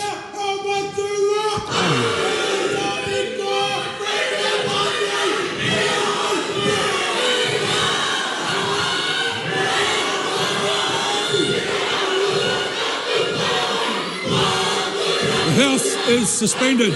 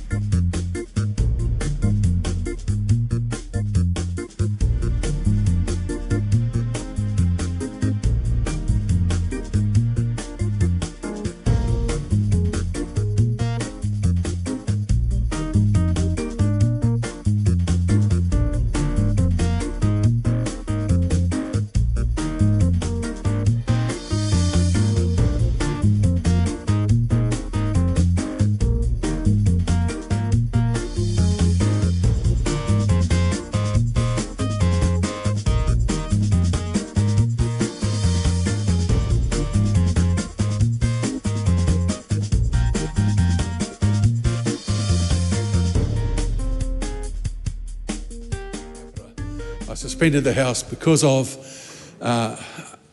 disruption in the gallery outside of an agreed process that the Business Committee had authorised. The key point is, in this place, that no one member is more or less elected than anyone else. And the time that the House allocates for anyone to speak in here is by agreement. And when we have people coming into the House who decide they're not going to abide by their agreements, then they put themselves in a contemptuous position. The behaviour in the gallery was contemptuous. And it's my intention over the next couple of days to find out whether or not that was by agreement with any party inside this House. Because people go on to marae all over the country and respect the protocols. We have a protocol here. It is our tikanga. That tikanga is based, as I said before, on agreement. And for people to decide they're not going to participate in that process, then they put themselves very firmly in contempt of Parliament. The House will now continue with its business. I call on Government Order of the Day. Actually, I think there's Government Order of the Day number 1. The Honourable Louise Hudson. Thank you, Mr Speaker. I move Government Notice of Motion number 1 in the name of the Honourable Chris Bishop regarding electronic petitions with highly discriminatory content. This sessional order has come from a submission from the Petitions Committee that they made to the Standing Orders Committee regarding petitions with highly discriminatory content, which currently must be uploaded to the Parliament website, even without the requisite number of signatures needed to be presented to the House. There was unanimous agreement on the Standing Orders Committee that this was a matter which should be addressed, and a sessional order was drafted so that we can get on with it, and then the proper changes will be made during the usual standing orders process. The Honourable Dr Duncan Webb. Thank you, Mr Speaker. I did think it's appropriate to make some comments on this. The difficulty or the problem which is being addressed here is the fact that a petition which is open for signatures is almost automatically placed on the Parliament website. And there have been instances where the petitions that have been put on the Parliament website, which gives it the appearance of being approved in some way by this House, had racist overtones or misogynistic overtones or something of those of that nature. So this sessional order now gives the clerk the ability to not post those petitions on the website. In fact, those petitions could still occur on a paper form by doing the rounds in the kind of old-fashioned way, but that doesn't give it the appearance of this Parliament approving as in any way legitimate petitions which are outright offensive. There is a reference in there to the prohibited grounds of discrimination under the Human Rights Act as a guiding light, but not the sole basis for refusing a petition. And this will be in place for 6 months. I suspect that it will be seen as a useful innovation and I hope will become a permanent feature of our standing orders, but that's not for today. But a good addressing of an issue to make sure that the processes of this House, which are open to all New Zealanders, aren't inappropriately abused. Madam Speaker. Ricardo Menendez-March. Thank you, Madam Speaker. We rise on behalf of the Greens to support this sessional order. I think this has been a debate that has gone on for a few months in relationship to the realities of having a much more accessible Parliament where petitions can be hosted electronically, and personally I really support the fact that we have an electronic platform where people can host their petitions. It's super accessible, it makes it incredibly clear to people the instructions that they have to follow. That is amazing, but then it puts the question back to us about the nature of the petitions we're able to host in that electronic platform. And I think the solution that we're going to trial for the next 6 months is, as others have said, innovative, and I think it should allow us to explore whether we can continue with it later down the line.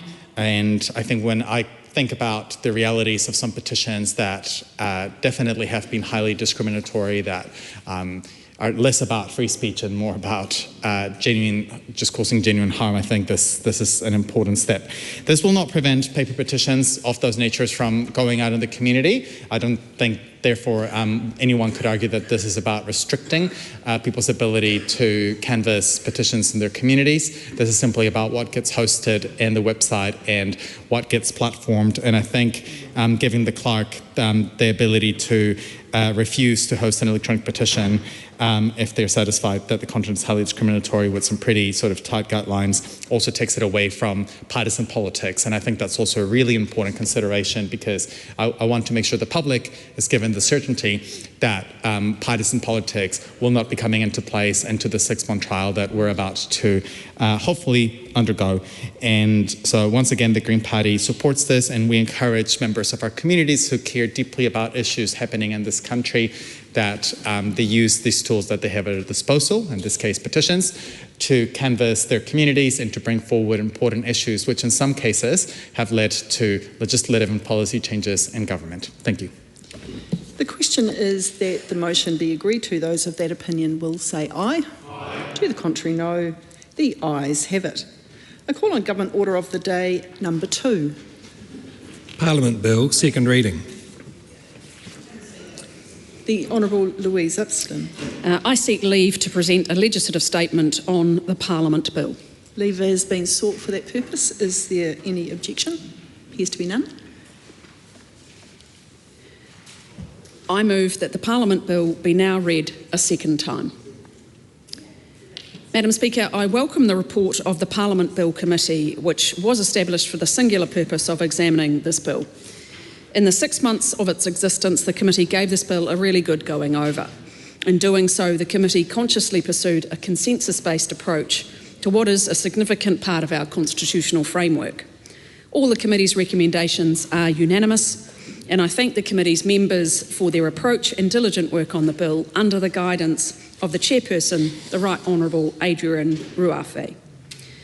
The bill essentially brings together the statutory framework for the operation of Parliament, its privileges and powers, remuneration and support for members, and the agencies that enable the institution of Parliament to function. It combines the 4 separate acts that currently set out these arrangements. Aside from this consolidation, the bill makes some policy changes to strengthen the independence of Parliament, setting out a funding model for the parliamentary agencies so their appropriations are commended by the House rather than determined by the Executive, providing a statutory basis for security arrangements in the parliamentary precincts, making the system for funding members' work-related expenses clearer and more family-friendly, and updating and aligning provisions relating to the functions and staffing of the parliamentary agencies. The committee received 62 submissions, and several of them dealt with constitutional matters, as you would expect for a bill of this nature. Some went well beyond the content of the bill to call for substantive amendments to the Official Information Act of 1982, broader reform of the Citizens Initiated Referenda Act of 1993, the establishment of a Parliamentary Budget Office, and an increase in the number of members of Parliament. The committee heard these points but reached the view that even if the committee had the power to recommend amendments along these lines, such major changes would require separate policy development processes rather than being added to the bill at the Select Committee stage. Aside from those broader issues, the main focus of the submissions was on the bill's provisions for parliamentary security. As introduced, these provisions were based on the Court Security Act of 1999. The bill gives parliamentary security officers statutory powers of consent, search, denial of entry, temporary seizure of specified items, and temporary detention subject to limitations. These statutory powers could be exercised in the parliamentary precincts, at select committee meetings outside the precinct, and in limited circumstances at the electorate and community offices of MPs. These provisions are intended to ensure Parliament's safety and security are adequately protected, including a capacity to deal with serious threats to the safety of MPs, staff and visitors. At the same time, the aim is to uphold Parliament's current level of openness and accessibility to the public as far as practicable in light of the threat assessment at any given time. A number of submitters were concerned about the introduction of coercive powers that could affect people engaging with Parliament, and urged that such powers not be conferred or that they be exercised with great caution. Some submitters suggested that a better policy approach would be to maintain a permanent police presence at Parliament. I note the committee's finding that the current lack of statutory powers to support actions taken by parliamentary security officers could place people in the precincts at risk. The bill provides a clear framework for parliamentary security officers to screen for security issues and respond in the first instance. The police will continue to liaise with the parliamentary service, assess the threat environment and deploy as needed. While recommending that the bill's provisions relating to the parliamentary security should proceed, the committee expressed its strong expectation that the current level of freedom to use and protest lawfully on the Parliament grounds will continue, and I share this view. The committee recommended several amendments to the security provisions. A couple of areas that I would highlight are the strengthening of qualification and training requirements for parliamentary security officers and new provisions relating to oversight and reporting on the use of security powers. In terms of the qualifications and training of people employed as parliamentary security officers, the committee recommended that they be required to complete an approved training course developed by the Parliamentary Service in consultation with the Ministry of Justice and Police. Amendments also require an equivalent standard of qualification and training for any person appointed as a parliamentary security officer who was not an employee of the service. The committee heard submissions calling for stronger reporting requirements on the exercise of statutory powers by parliamentary security officers and recommended that the bill be amended to set out reporting requirements to this end. Proposed new clause 190A requires officers to report to the Chief Executive within 3 working days when certain coercive powers are used, summarising the circumstances and reasons for their exercise. It applies to the use of powers to detain or handcuff persons and to the use of reasonable force. Under the bill, the Chief Executive will be responsible for reporting to the Speaker and the Parliamentary Service Commission on the exercise of parliamentary security powers, just as for other operations of the service. In terms of public accountability, new clause 190B requires the annual report of the Parliamentary Service to include information about the exercise of specified powers by parliamentary security officers. Another point to note is that under the Ombudsman Act of 1975, an ombudsman can receive complaints about and investigate actions of the parliamentary service. That's already the case, and when the bill is passed, it would then apply to the exercise of powers under the bill's provision relating to parliamentary security. The bill incorporates the Members of Parliament Remuneration and Services Act of 2013, primarily in Part 4 and Schedule 3.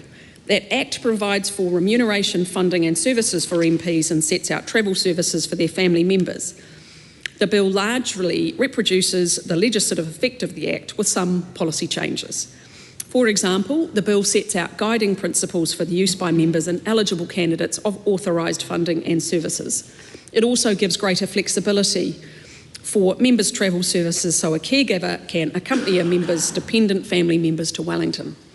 Another change is to include a new definition of adult dependent to cover a family member of a member who is over 18 but who by reason of a disability is dependent on the member. Several submitters called for greater disclosure of members' spending. The committee adopted a proposal from the New Zealand Law Society for the Speaker to have authority to set the disclosure requirements relating to categories of expenses and services that are determined by the Speaker. This would be in addition to the reporting that is already required for specific types of travel and accommodation expenses that members incur. Madam Speaker, Part 8 of the bill amends the Public Finance Act 1989 to establish a model so that the House can determine the funding of the parliamentary agencies similar to that used for deciding the appropriation of the offices of Parliament. These provisions are intended to enable parliamentary funding to be determined in a way that upholds the House's right to control its own affairs while also being fiscally responsible. The committee agreed it is constitutionally appropriate for the legislature to determine its funding levels and allocations for itself rather than leaving it to the executive, and did not recommend any amendments to Part 8. In its commentary, the committee recommended that the Standing Orders Committee consider how to reflect this new process in the House's rules. Finally, an important feature of the bill is Part 2, which incorporates the Parliamentary Privileges Act of 2014. The bill, as introduced, did not alter policy settings in this area, but included parliamentary privilege in the bill so that legislation relevant to the operation of Parliament is in one place. The committee received submissions that sought some quite profound alterations to how the law provides for parliamentary privilege. However, in supporting the incorporation of the 2014 Act into the bill, the committee reiterated that no changes were proposed to the substance of parliamentary privilege. Madam Speaker, again, I thank all members of the committee for their thoughtful consideration of the bill, and I commend the Parliament Bill to the House. Just a procedural issue. That legislative statement is published under the authority of the House and can be found on the Parliament website, and the question is that the motion be agreed to. Madam Speaker. The Honourable Dr Duncan Webb. Thank you, Madam Speaker. And there's not a lot of detail I can add after that comprehensive speech by the Minister, which quite accurately went over the main changes and initiatives of this bill. So I will keep my comments relatively general. The first comment I would make is actually about procedure. And what an excellent procedure this was for a bill which is clearly part of our constitutional framework.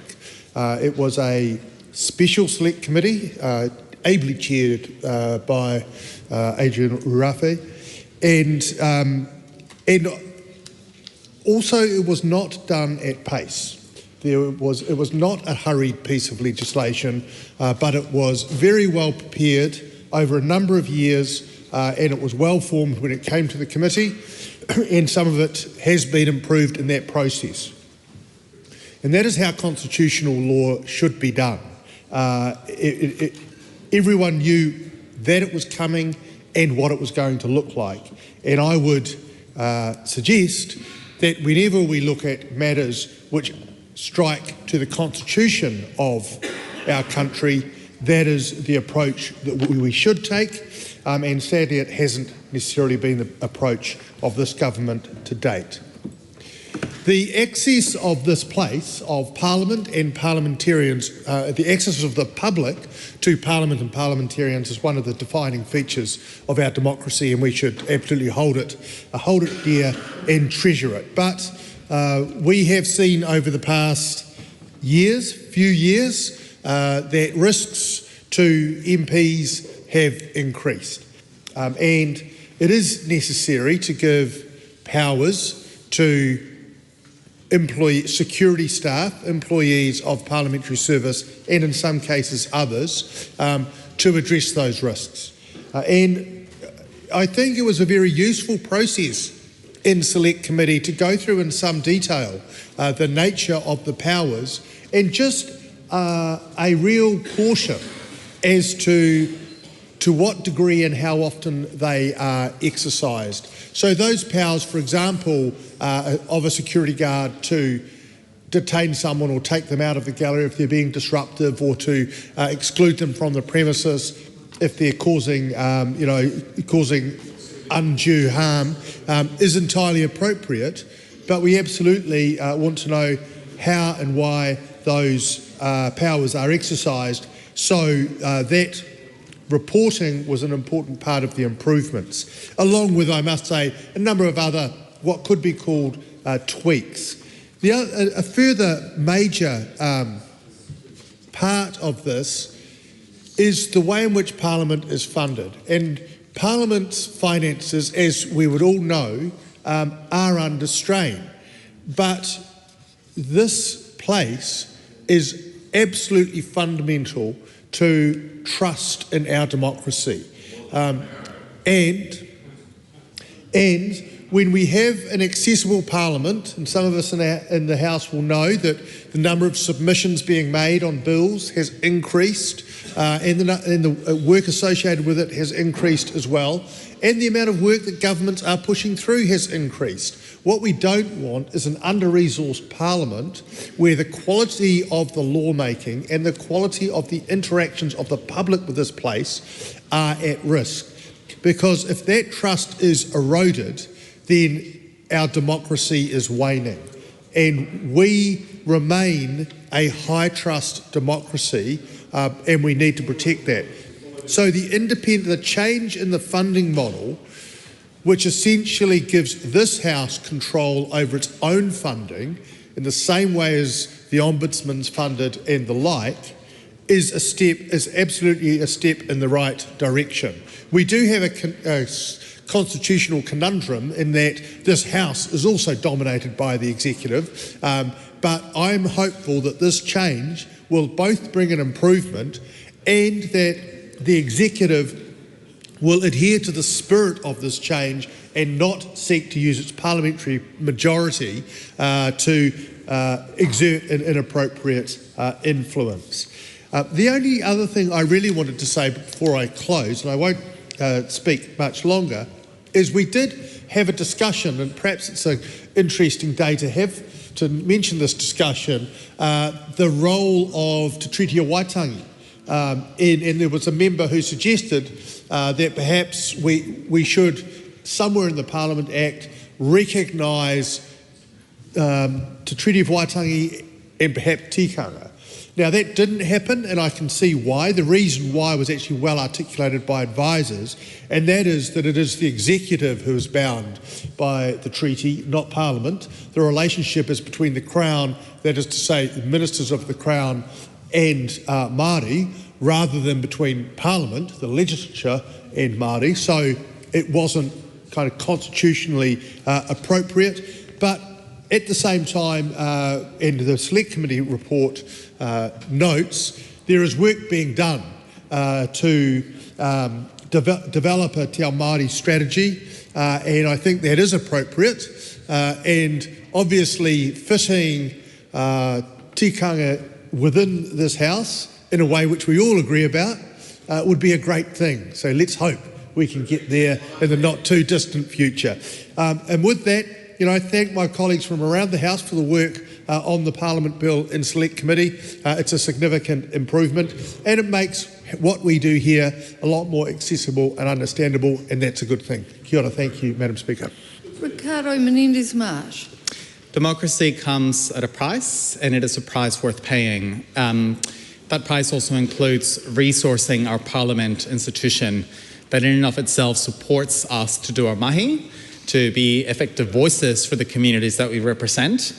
And this Parliament Bill, I think, is a step in the right direction when it comes to the changes that we are making in a cross-party spirit to change mechanisms in which parliamentary services and the Office of the Clerk are funded, for example, and how their budget works. And so I want to make to the work that parliamentary services do, that the Office of the Clerk do, to actually uphold our democracy and to enable us to be effective representatives. Without them, we wouldn't be able to do our mahi. And in my personal opinion, what I have observed is that with a growing population, with a growing complex issues in our communities, the current mechanisms in place to ensure that parliamentary services and the Office of the Clerk are adequately resourced to, for example, ensure that we meet the needs of our communities at the Select Committee are just insufficient.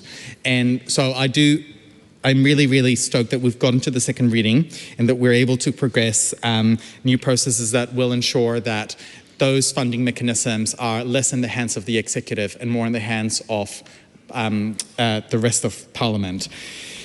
I wanted to thank submitters who canvassed quite a range of issues, including access to information, including issues around security, constitutional questions, and I want to also thank the committee for adequately addressing concerns that the Green Party initially had in relationship to the issues around oversight and reporting of the use of the new search, seizure and detention powers. And those additional mechanisms, including the requirement to report the uses of detention, force and handcuffs to the Chief Executive of Parliamentary Service within 3 days, the requirement for Parliamentary Service to report on the number of the uses of detention, force, handcuffs, seizures and removal of persons in Parliamentary Services annual report, the requirement for an approved training course for the security officers to be consulted on with the police and the Ministry of Justice, the requirement for identity cards held and presented by parliamentary security officers to include name, role, a photograph, and a unique ID number, and other measures. Those are important, not just to give the public certainty that these new powers will be used adequately, but I think in my view also to protect the security officers who are there to keep us and the public safe, that also there will be a greater level of trust by the public when we increase that level of accountability, and that in of itself, my hope, would make those interactions that the security has with the public a lot smoother, which is what I would hope we move towards and continue aspiring towards. The bill also advances other changes, and in my view, some of the changes that I think are really important is also around the support that we provide for parliamentarians with adult dependents. That's really important. I think Parliament should be a place where all types of families should be accommodated, and that no parliamentarian should feel like they have to leave their family behind when they enter into the space. I think that's also important. The bill continues to work to address issues around what we do to support families of deceased members. I think that's also a really important situation. It's important that we canvass this at the Select Committee stage, because at the end of the day, these incidents may be rare, but when they do happen, can have a huge impact on the family of parliamentarians. Ultimately, Madam Speaker, and I won't take too long in this speech because, as others have noted, we have reached a really constructive cross-party consensus on how to move forward. I hope that that very same spirit of cross-party consensus gets taken into the new processes that this bill will enable to ensure that we have a well-functioning, well-resourced democracy, because at the end of the day, that's what our constituents deserve. They deserve select committee processes that can accommodate hundreds of thousands of submissions when that does happen, because when that does happen, it's because we're pushing through bills that have reached the members of the public, that have garnered interest from the public, and our systems in place to ensure that we MPs canvass the views of the public are well resourced, and that we don't have to make as many compromises as we have done due to the lack of resourcing in recent times. So the Green Party commends this bill to the House, thanks the committee for addressing some of the concerns we had at the first reading, and we look forward to the bill progressing to the next stages.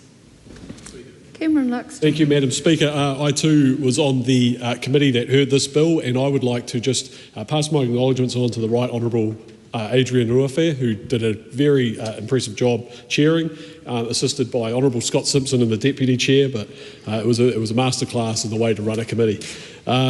This bill had many people submitting on deep constitutional issues, and that was an enjoyable experience for a new MP such as myself to be a part of. It was an incredibly important piece of work for this Parliament. The security, you guys are doing a great job, and I think we really did get some good wins in there for democracy. Thank you, Madam Chair. Andy Foster.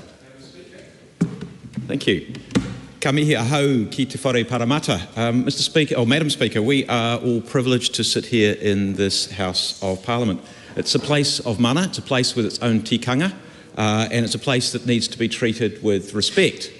And we are put here to represent the people of New Zealand. And I think that is part of what this place owes that respect to, because we are here to represent the people of New Zealand. It's also a place of mana if I look around the walls and look at the names on those walls where we know that New Zealanders in times past fought, suffered, shed blood, and sometimes died, many times died, for their country and for democracy. And it is this place, more than any other place in our country, which represents that democracy.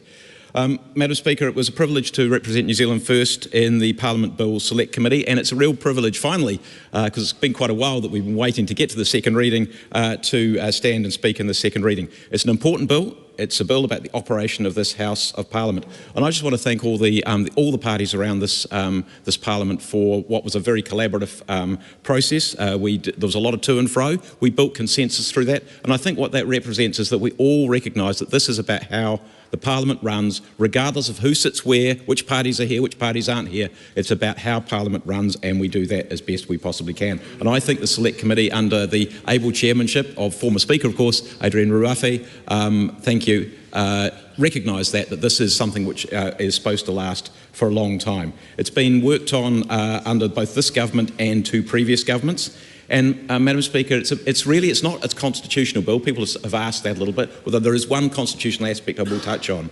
But it is about the practical operation of Parliament, and we've heard a fair bit about the consolidation of 4 acts and putting them all in one place, the modernisation of those acts. What it does is it makes the legislation about Parliament more accessible than it is if you've got to go to 4 different acts. What it does is it addresses issues particularly around parliamentary security. And Madam Speaker, look, we have, I think, and we should take great pride in this, we've already heard a little bit about that, one of the most open, accessible parliaments in the world, and also one of the most accessible groups of parliamentarians. And that's something which we should be treasuring, and that is not something which we should take for granted. We've only got to look over the last week or so at the incidents, particularly around our party leaders' home, and say that is not something which we can take for granted and something which we need to treasure and to look after.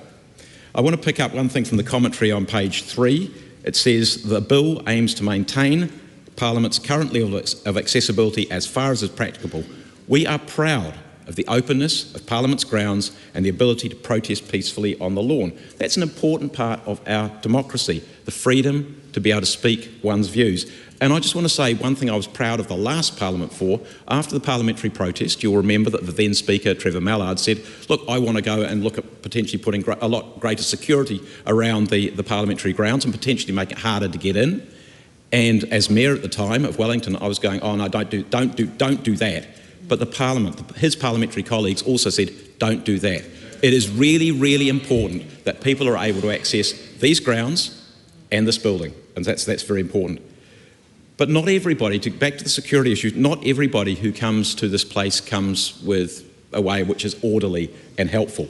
Our security staff, they are part of the wonderful, welcoming face of this Parliament, along with the education team, the chamber officers, the clerks. They do a fantastic job in being the friendly face of our Parliament. But sometimes they need the powers when somebody is not behaving the way that they need to do, when they are not showing respect, not only to this Parliament, but also to the people that visit this Parliament. And I can remember in the Legislative Council chamber, one elderly lady standing there with a protest sign. Winston was speaking, Winston Peters was speaking in his role as both, at that time, the Deputy Prime Minister, but also as the Minister of Foreign Affairs, all the dignitaries who were there, all the ambassadors who were there, and one person, because security couldn't just say, hey, we're going to take you aside, move you away, actually disrupted that whole operation for quite some period of time. That's something that our security staff need the ability to be able to say, respectfully, we need you to move away, so that Parliament and the people who are in this place can get on with doing their job. And of course, we had the situation just now. I'm not sure whether parliamentary security's powers actually help there or don't help there, but this bill gives those powers. Anyway, this bill gives some powers for our security team to, at times, prevent access, to remove objects, to remove people, or occasionally to detain people.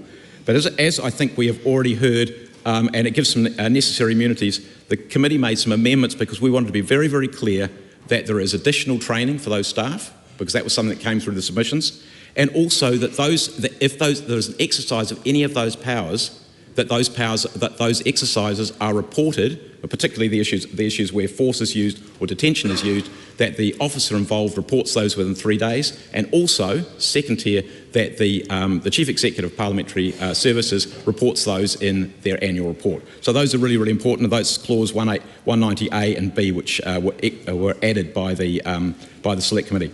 There was also a lot of focus on MPs' expenses, and we had a number of submitters who, of course, wanted to get stuck into the details of MPs' expenses, and I don't think they actually realise that they're published every quarter anyway. And by crikey, I think we all know that the finance team are assiduous in pursuing every single receipt that we've got or haven't got. So I think people should take some comfort, the people who pay our wages should take some comfort that those expenses are well reported, well scrutinised and well looked after. Sorry? Oh, look, I'm sorry, Tom. Well, I'm going to come to yesterday very shortly. And Madam Speaker. Do you want me to change the clock? Oh, well, Tom Rutherford clearly does. It also was very, very good to be able to provide for greater support of families of parliamentarians, especially where an MP is a carer for an adult dependent, rather than just a child dependent, an adult dependent. That's really, really important. We had quite a bit of discussion about the Official Information Act, and actually what was reassuring is that there was, while there was a lot of focus on MPs' expenses, there was also some interest in the agencies of Parliament, and the report covers that, saying they actually already, while they don't operate under the OIA, they operate under a protocol for the release of information for parliamentary information, communication and security systems. So we considered that, but said that's outside of scope. There's one constitutional matter which is in there, in my view, and that is that Parliament is supposed to scrutinise the Executive. However, at the moment, the budget for the agencies of Parliament, Office of the Clerk and Parliamentary Services, is set by the Executive, not by Parliament. This changes that and sets up a process to do that, so that the Parliament itself says, this is the resource we need, recommends that to the Governor-General. What it doesn't do is say, Parliament, you can sort out the buildings, because there's a lot of expense in those. And it also provides for the, we considered the idea of setting up a parliamentary budget office, and that's something which there was communication to the Minister of Finance, who is giving that consideration. And I think that's really potentially a really exciting proposition, because it means that we as political parties can't just charge off and say, hey, we're going to promise the world, and our voters should know what the world is going to cost. And I think that's really, really important. And now I do want to touch on something else. One final point. We had some interesting submissions, notably that I remember from the Right Honourable Sir Geoffrey Palmer, and he said we're all far too busy. He said we should have more MPs. And I actually said, well, challenged him on that and said, well, don't you think we could actually get more out of our MPs if we operated more efficiently and our processes were potentially more efficient? And it strikes me, having considered the way in which we operated, particularly in the Committee of the Whole House, at times, that we could be a hell of a lot more efficient in that particular situation. Suze Redmayne is saying sit down in this particular case, but if it had been yesterday, it wouldn't have been sit down, it would have been spend as much time as you possibly can on your feet to try and take as long as possible. That is not good use of our time, and that's something which we should reflect on, and that I thought Sir Geoffrey Palmer raised a good point, and we should consider that. I commend this bill to the House. The next call is a split call. Celia Wade-Brown. Thank you, Madam Speaker. It's really interesting to hear the ways where the often unsung heroes of making democracy work are recognised in this bill, whether it's people with legislative experience, the wonderful people who, when you've forgotten your papers, come trotting in with them, when you've left your phone under the desk, or all of those, they seem like minor matters, but without that support, it would be really difficult for the 100+ MPs to work. I do think that the role of elected members is a complex one, and we are reasonably remunerated and we have reasonable expenses. I think it would be useful if people realised how transparent those are, and I agree with my colleague Andy Foster on that. We were concerned that there might have been some over-the-top security provisions in this Parliament bill, so originally we were, as a party, we were prepared to support it to select committee. There have been a number of amendments that have soothed some of those issues. But I also reflect that the good outcomes and the improvements have come from being able to take the time. And I think there's a number of pieces of legislation that would hugely benefit from a more considered approach. I'm not saying that everything would come out with cross-partisan support, but at least we wouldn't be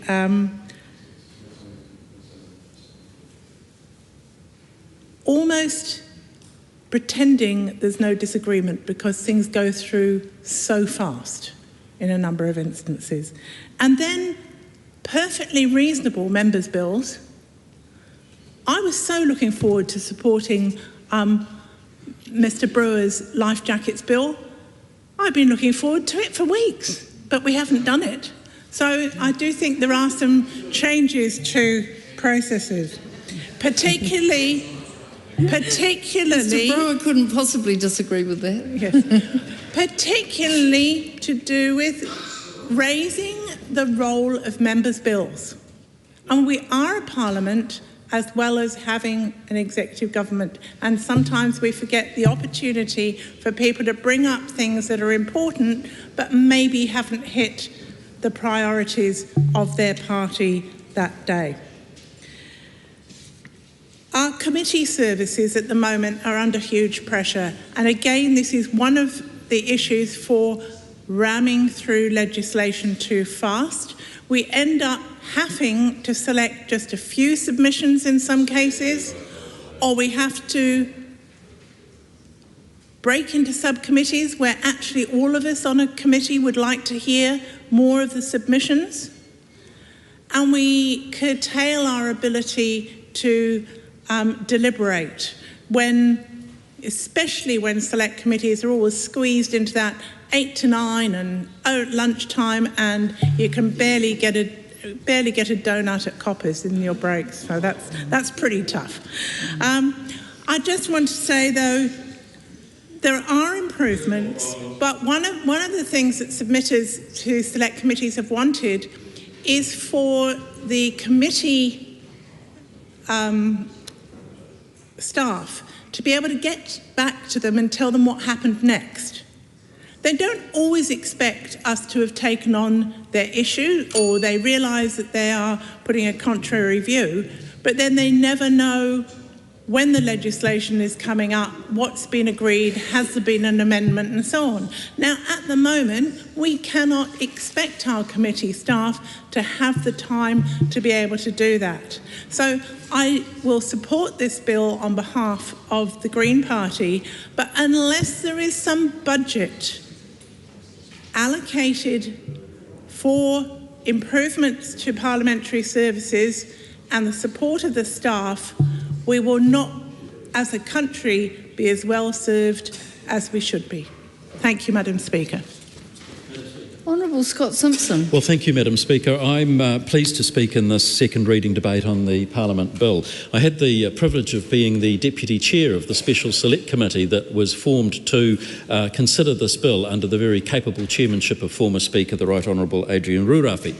And no matter what we as members of Parliament or as citizens or members of the public might think about our Parliament, we are privileged as New Zealanders to live in a functioning, stable, participatory democracy.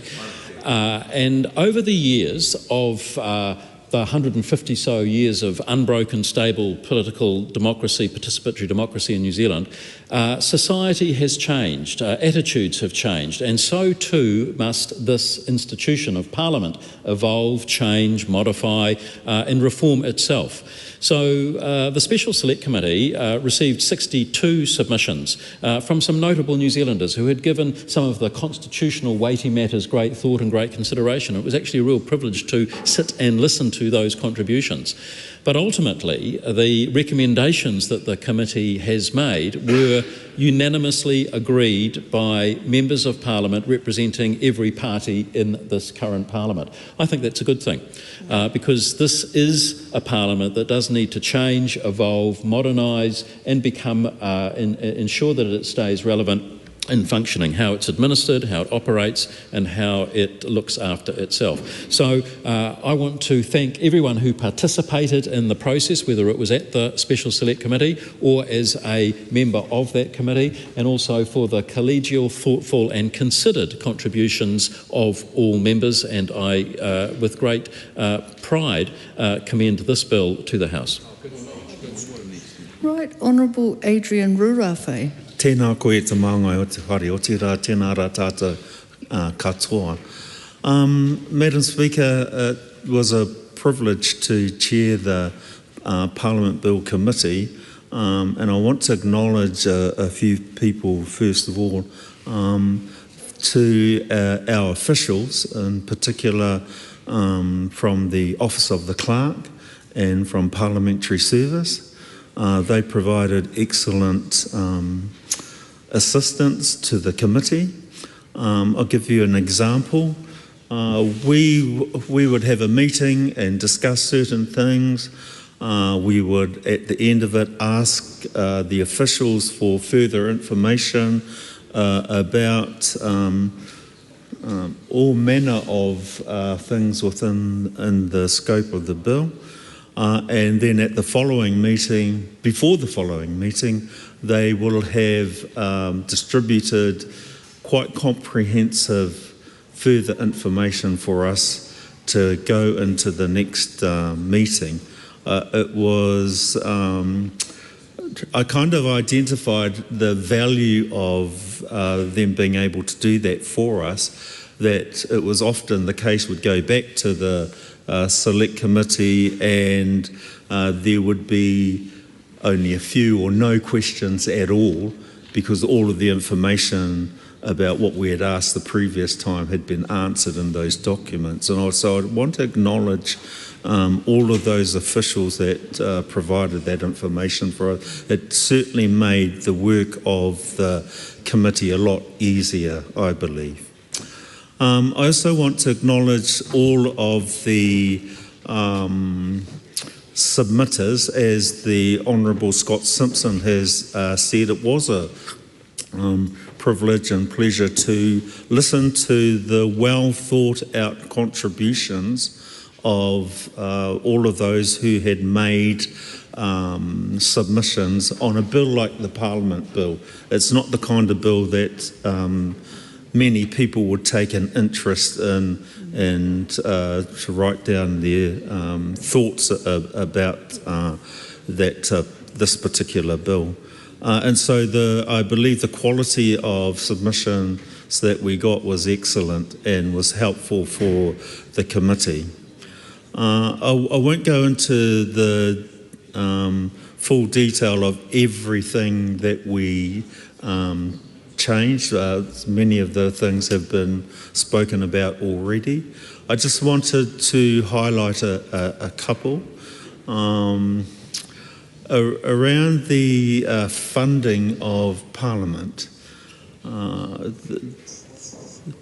couple of things that I wanted to mention about that is, one, recognising the importance of the independence of this Parliament, and that it should be able to set its own budget for its own functioning. Secondly, the infrastructure that needs to be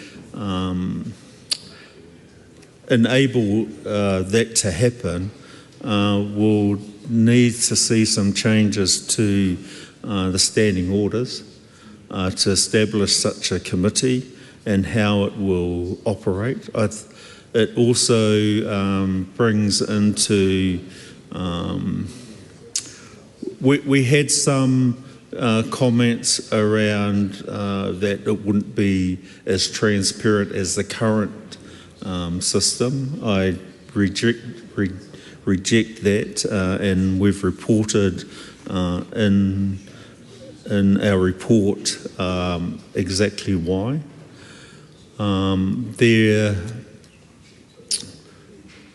There is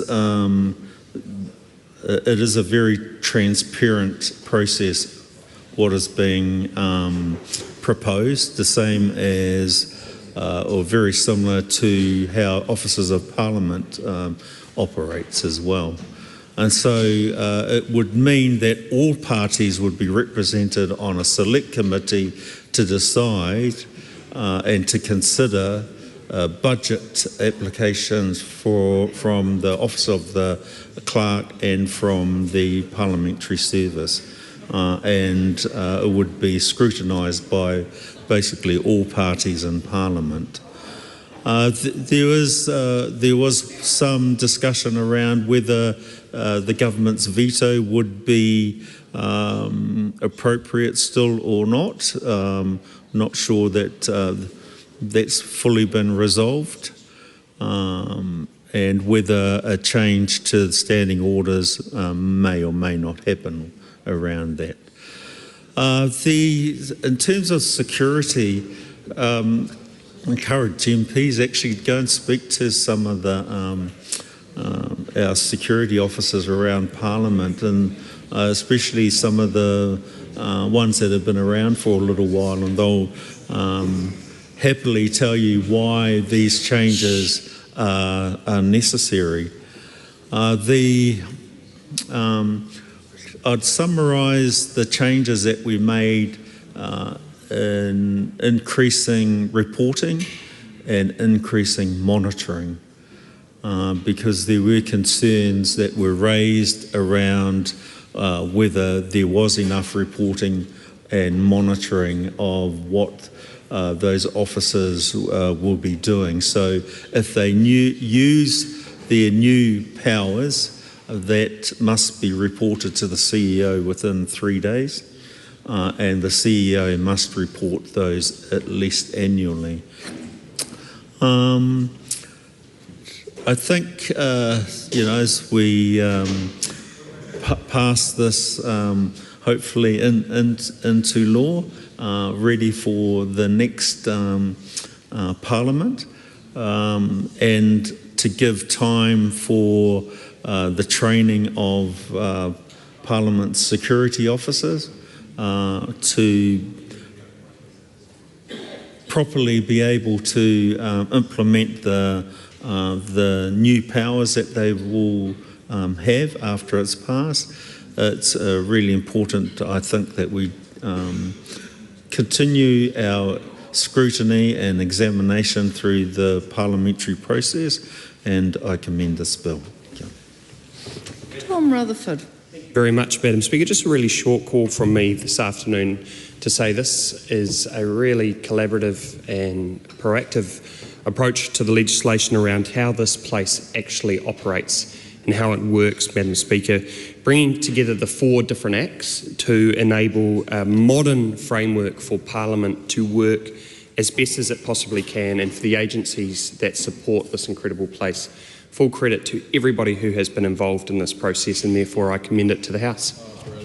Next call is a split call. Dr Tracy McClellan. Thank you, Madam Speaker, for the opportunity to also add my contribution to the Parliament bill. And like many others have also noted prior, this bill is important. Well, it's important that a bill like this has the support across the House because it is constitutional in nature, and my colleague Andy Foster is correct to say it's not entirely constitutional. There are practical considerations and practical operational enablements within the bill, which is important to note as well. But it's part of what governs Parliament, so it is important that across the House people are on the same wavelength, so to speak, about what we value and about the modernisation that needs to take place to make the operations of this place work for everybody. And it's very easy for us to think of this sometimes as our place of work or our place, but it's the people's house, and it does need to be accessible, and it does need to reflect what people's expectations are of this institution. So, Madam Speaker, it is therefore important that it remain accessible, and not just accessible in a physical sense in terms of access, but accessible in an understanding and accessible insofar as the appropriate separation of those powers. So, as has been said, the bill does 3 main things. It takes the contestable process, takes parliamentary services out of that contestable process that's applied to the public, other public sector agencies, and on the same basis rather applies to officers of Parliament, which I think is absolutely the right thing to do, and as well as the budgetary concerns that have been raised, because any institution or any agency is only as good as it's afforded the opportunity to be with appropriate budgets. It's a symbolic change to make sure that that separation of power between the legislature and the executive is seen to be done, which is important.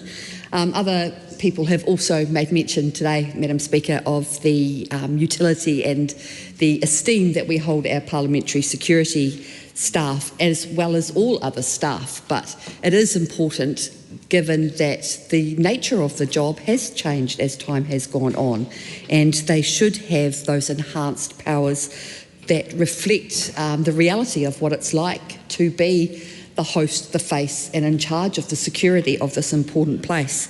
So, simple things like consented search and denial of entry and temporary seizure of specified items or even temporary detention, those are all within the scope of what we would expect, and they're certainly the same standards that are applied to the Court Security Act.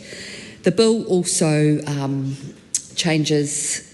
makes some changes at least to MPs' work-related expenses, and with the aim of trying to create a more transparent and family-friendly regime. There are, is it now perfect? Absolutely not. Are there more things that we could do to enhance that? We should probably hope so over the course of time, but the ones that are being made within this bill are worthy and therefore worthy of support. So with that said, Madam Speaker, I do note that Labor has an amendment paper lodged for consideration because whilst we've all acknowledged the collegiality of the special committee that was very ably chaired by the Right Honourable Adrian Ruawhai, it was not all, I don't suppose everybody was unanimously always excited about every suggestion that was made, and certainly the Labor has an amendment paper lodged for consideration at the committee stage to clarify that parliamentary security does not, amongst all those other powers that we mentioned, have the power and shouldn't have the power to imprison, as was quite shamefully suggested by one member in light of the recent breach of privilege. With that said, Madam Speaker, we're happy to commend the bill to the House. Suze Redmayne. A decade in the making, this is a constitutionally important bill. I want to highlight the fact that this bill empowers Parliament's security team, and I'd like to take this opportunity to thank and acknowledge the security officers in Parliament, especially Manoj Thatipron, who's here this afternoon, and also Gino Whakakura, who I think has just left. You do an outstanding job. You're on the job 24/7, taking care of us as MPs, of staff, of visitors, and the parliamentary precinct. This bill recognises your vital role, and it gives you the tools to be able to do your job efficiently and effectively. I commend this bill to the House. Splendid. Venushi Walters. Thank you, Madam Speaker. One of the things that I noticed was quite novel about the New Zealand Parliament when I came in last term was that in the months of summer, parliamentary grounds become almost this lunch destination for people, which I think is absolutely wonderful, along with being able to see our kids and other kids play on the playground, being able to sit so close to select committee submitters, and my absolute favourite is seeing school kids line up and come into the gallery and their local MP giving them a little wave. We are an intimate but a loud democracy. We're small but of special character, in my view, and that's something very uniquely New Zealand to protect. I do remember being here in the last term when conversations started happening about potentially doing things like putting a plastic barrier up, so that there would be something between the public and members of Parliament, considering what the future grounds would look like. And I think it's a real credit to this place that within what was a difficult period in New Zealand's history, we've recognised that we're anchored in this idea of accessibility and being close to people and people feeling like this is their Parliament. But it isn't an easy decision to make to get that balance right, and we're certainly a standout when you see countries like Ireland who have got those barriers in place, and there have in the past been discussions in other parliaments, including with the UK Parliament, about what potential barriers might be put into place as well. I think this is absolutely the right balance, and I'll speak more about that in a moment, but I just also wanted to add my thanks to our security teams here in Parliament. As others have mentioned, they aren't just security, they're also our greeters, and they're the face of Parliament in so many ways, and they're problem solvers in so many ways. And for years and years, they have operated so graciously in extremely difficult circumstances at times. So I just wanted to add my thanks to them. In terms of the changes that are being made, so they are Part 7 of the bill, which are modelled on the Court Security Act. And interestingly, Madam Speaker, this isn't the first time that those provisions have been stretched into new spaces. So in April 2019, there was a decision taken to stretch those rules into a whole host of new tribunals, including the Lawyers' Disciplinary Tribunal and other tribunals as well. So I think what we're seeing is a tried and true set of rules. I did look to see if there had been complaints made or anything that was very obvious in the media space in this area, and I really couldn't find anything, which says to me that the rules are set in a reasonable way. And as you read through them, you'll see that the powers of search, for example, are quite restrained in themselves in terms of how they're drafted. We are different from other parliaments. So if you look at Australia, the UK and Canada, there aren't specific statutory powers or immunities as we're writing them in. However, Madam Speaker, what they have instead is a much higher police presence on their parliamentary grounds. And certainly, if you take the example of the Palace of Westminster, the Metropolitan Police Service there are contracted to play a much larger armed role within the parliamentary grounds.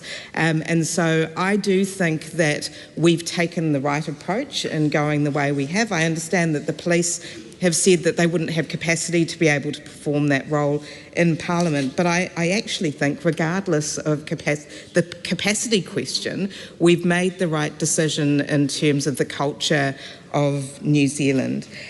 Something that people haven't yet mentioned is that the coverage of these new powers will extend to parliamentary meetings outside of the grounds and will also extend to electorate offices and community offices too. And here I just wanted to recognise the work that a lot of our staff do out in the regions, out in electorate and community offices, and the risks that they will sometimes put themselves in to respond to community need. My team in Upper Harbour last term at one stage had what we thought was a bullet go through our electorate office window. Ended up being a projectile, a metal projectile that shattered part of the window. But certainly for the weeks and months after that, I was very concerned about the sense of safety that the staff had.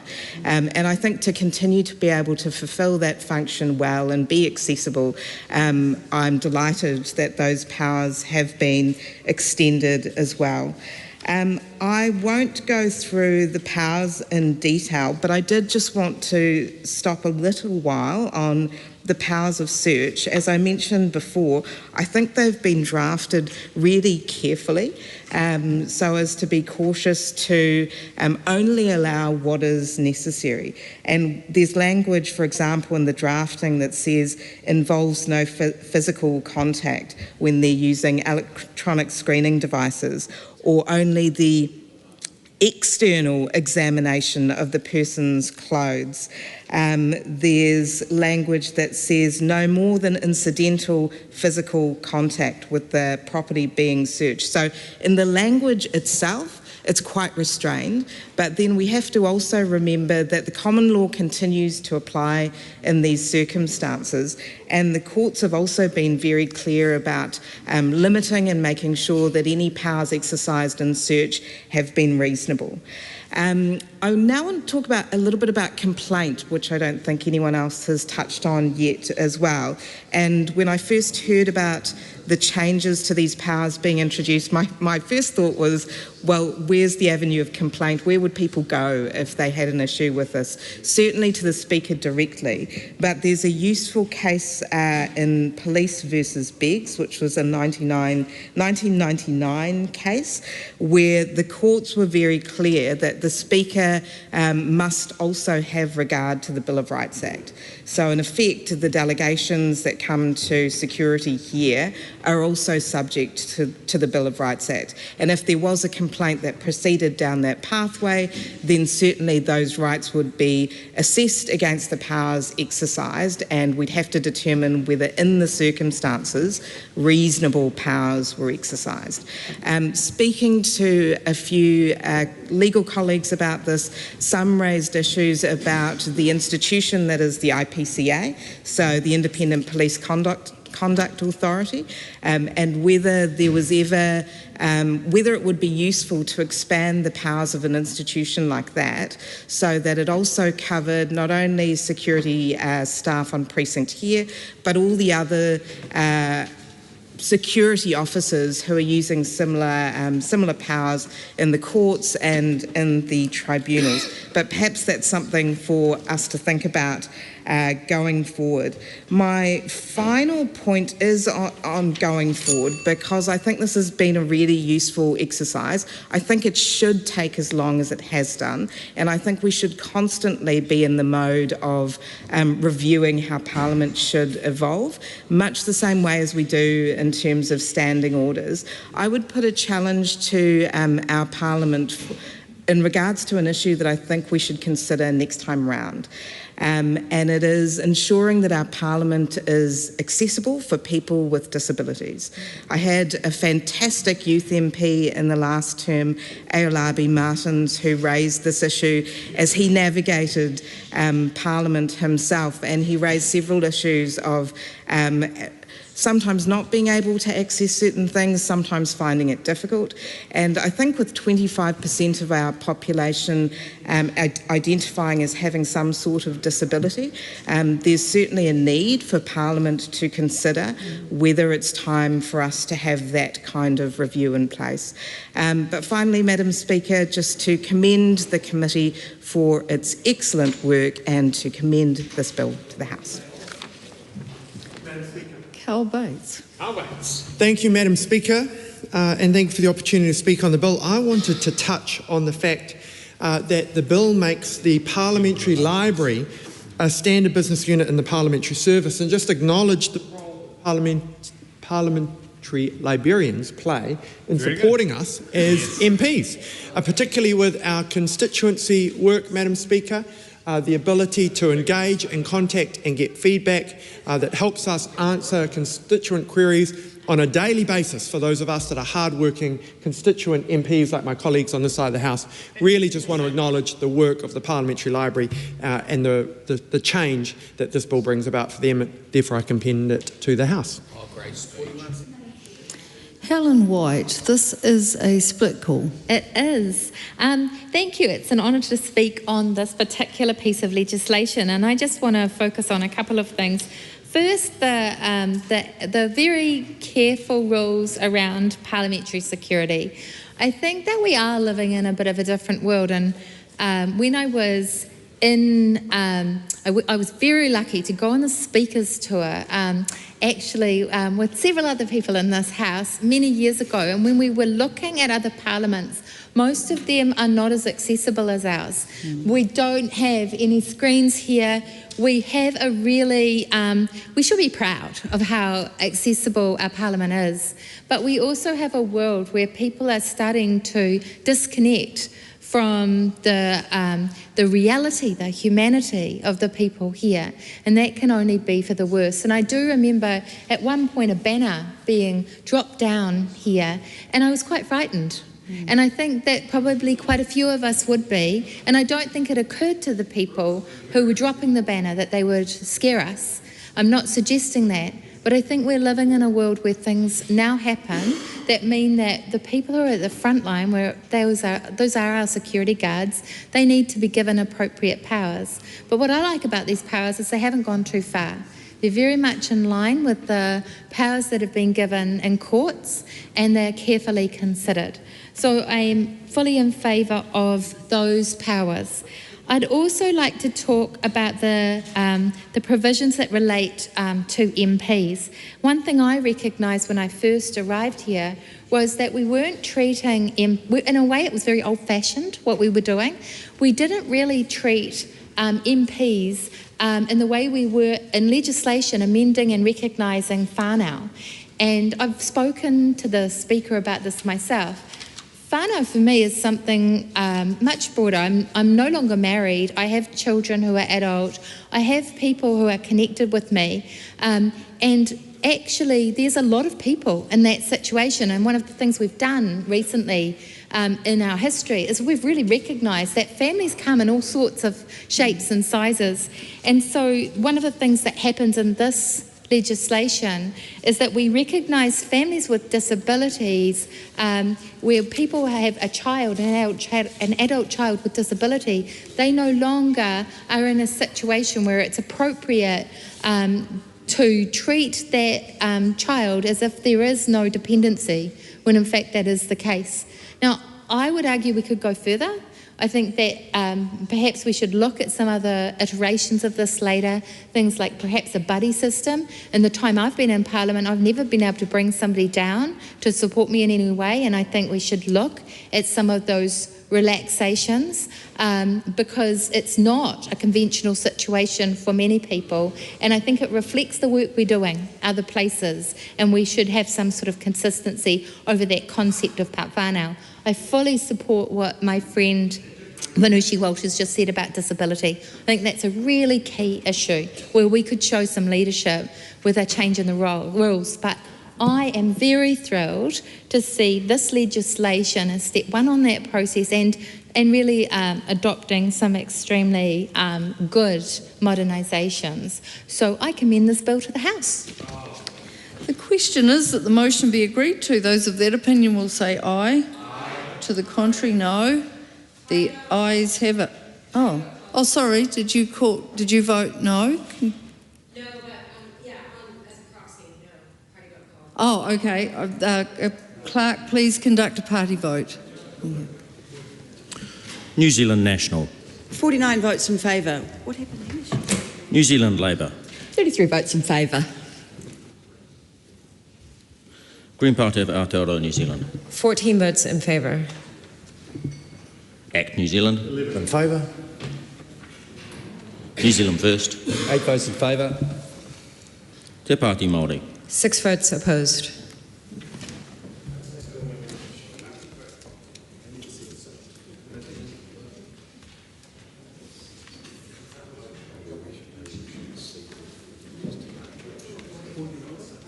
I have a point of order from Honourable Adrian Rurawhi.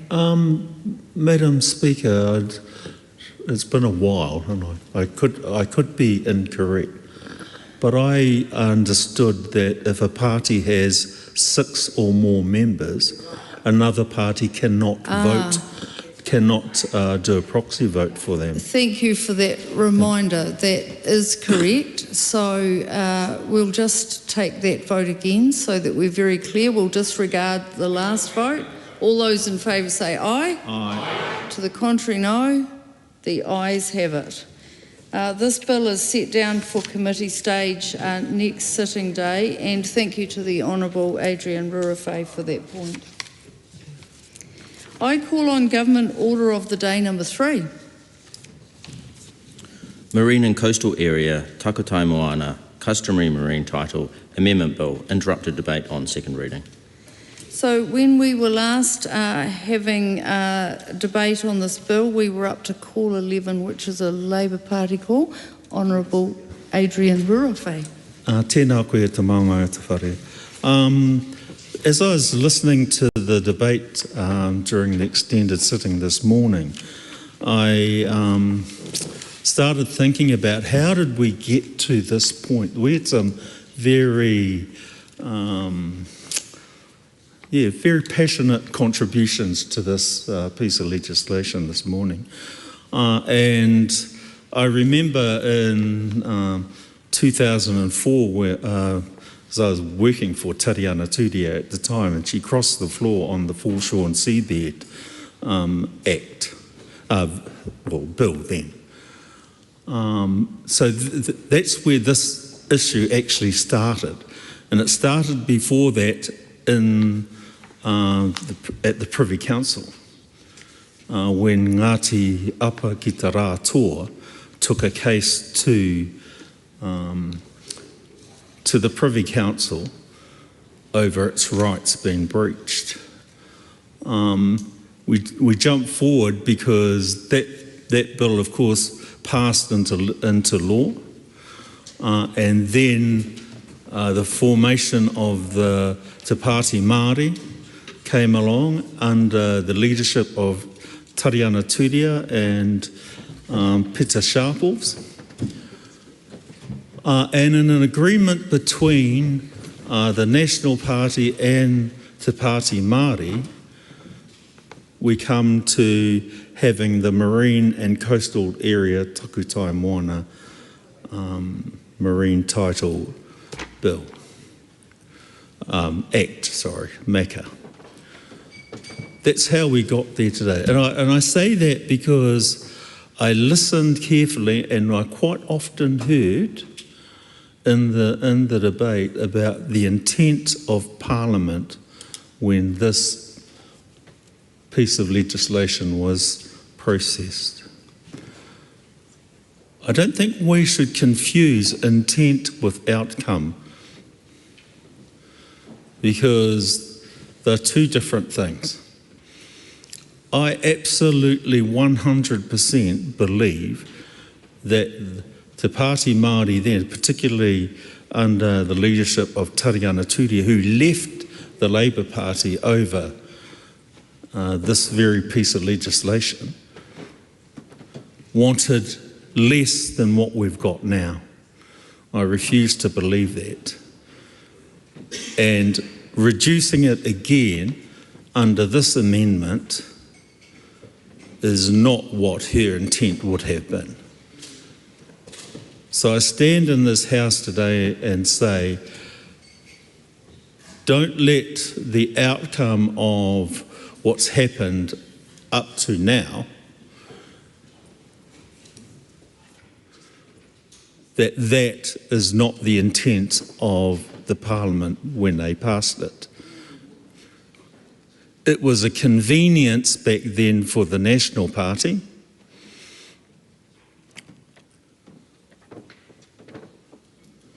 And it was a way forward for the then Māori Party. It was also divisive amongst Te Pāti Māori back then. This was the very reason why Hone Harawira actually left Te Pāti Māori. This bill certainly wasn't his intention. And I say to the House that what we're doing today adds to another layer to what should never have happened in the first place. When the Helen Clark Labour government passed foreshore and seabed, that shouldn't have happened. The reaction of the National Party in addressing that shouldn't have happened. And I can tell you this amendment shouldn't happen either. I do not recommend this bill to the House. Speaker. Carlos Chong. This amendments bill restore clarity to the Marine and Coastal Area Act, ensuring Parliament original intent is followed. Therefore, I commend this bill to the House.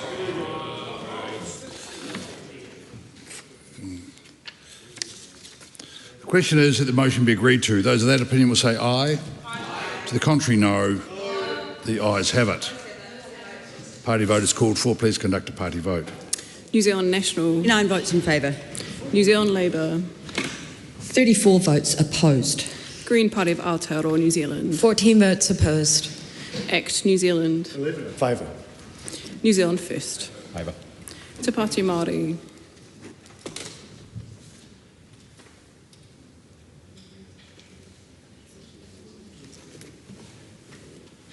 The ayes are 68, the noes are 48. The question is agreed.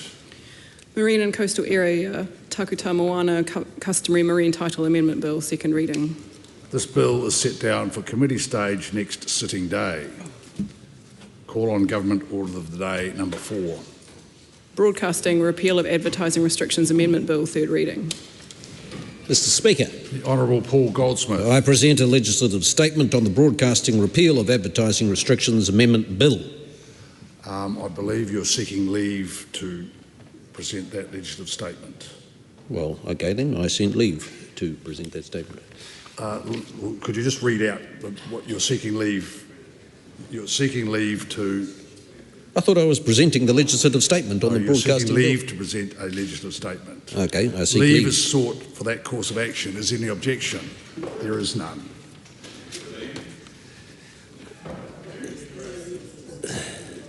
Yeah. That legislative statement is published under the authority of the House and can be found on the Parliament website. The Honourable Paul Goldsmith. I move that the Broadcasting Repeal of Advertising Restrictions Amendment Bill be now read a third time. Mr. Speaker, this bill is short and simple, but it's an important change for the media sector and one that they have been calling for a very long time. And I'm proud that today, hopefully, depending on the length of the speeches, we'll be able to pass this bill and get it into law. Mr. Speaker, the bill repeals Section 81 of the Broadcasting Act 1989, which restricts broadcast television advertising and radio on Sunday and Anzac Day mornings, and both television and radio advertising on Christmas Day, Good Friday and Easter Sunday. Now, Mr. Speaker, the good people of New Zealand might say, well, that's a reasonable thing to do. The problem is that the world has moved on somewhat, and there are many people looking at YouTube, Spotify, Facebook, TikTok, a whole range of other things where these restrictions don't apply. And of course, online, all the various ways that people get their entertainment has changed dramatically. And so the broadcasters, particularly the New Zealand-owned broadcasters, at a disadvantage, competitive disadvantage, not having the ability to do something that their competitors can. And Mr. Speaker, the current rules deprive local broadcasters of, they think, around $6 million annually in advertising revenue.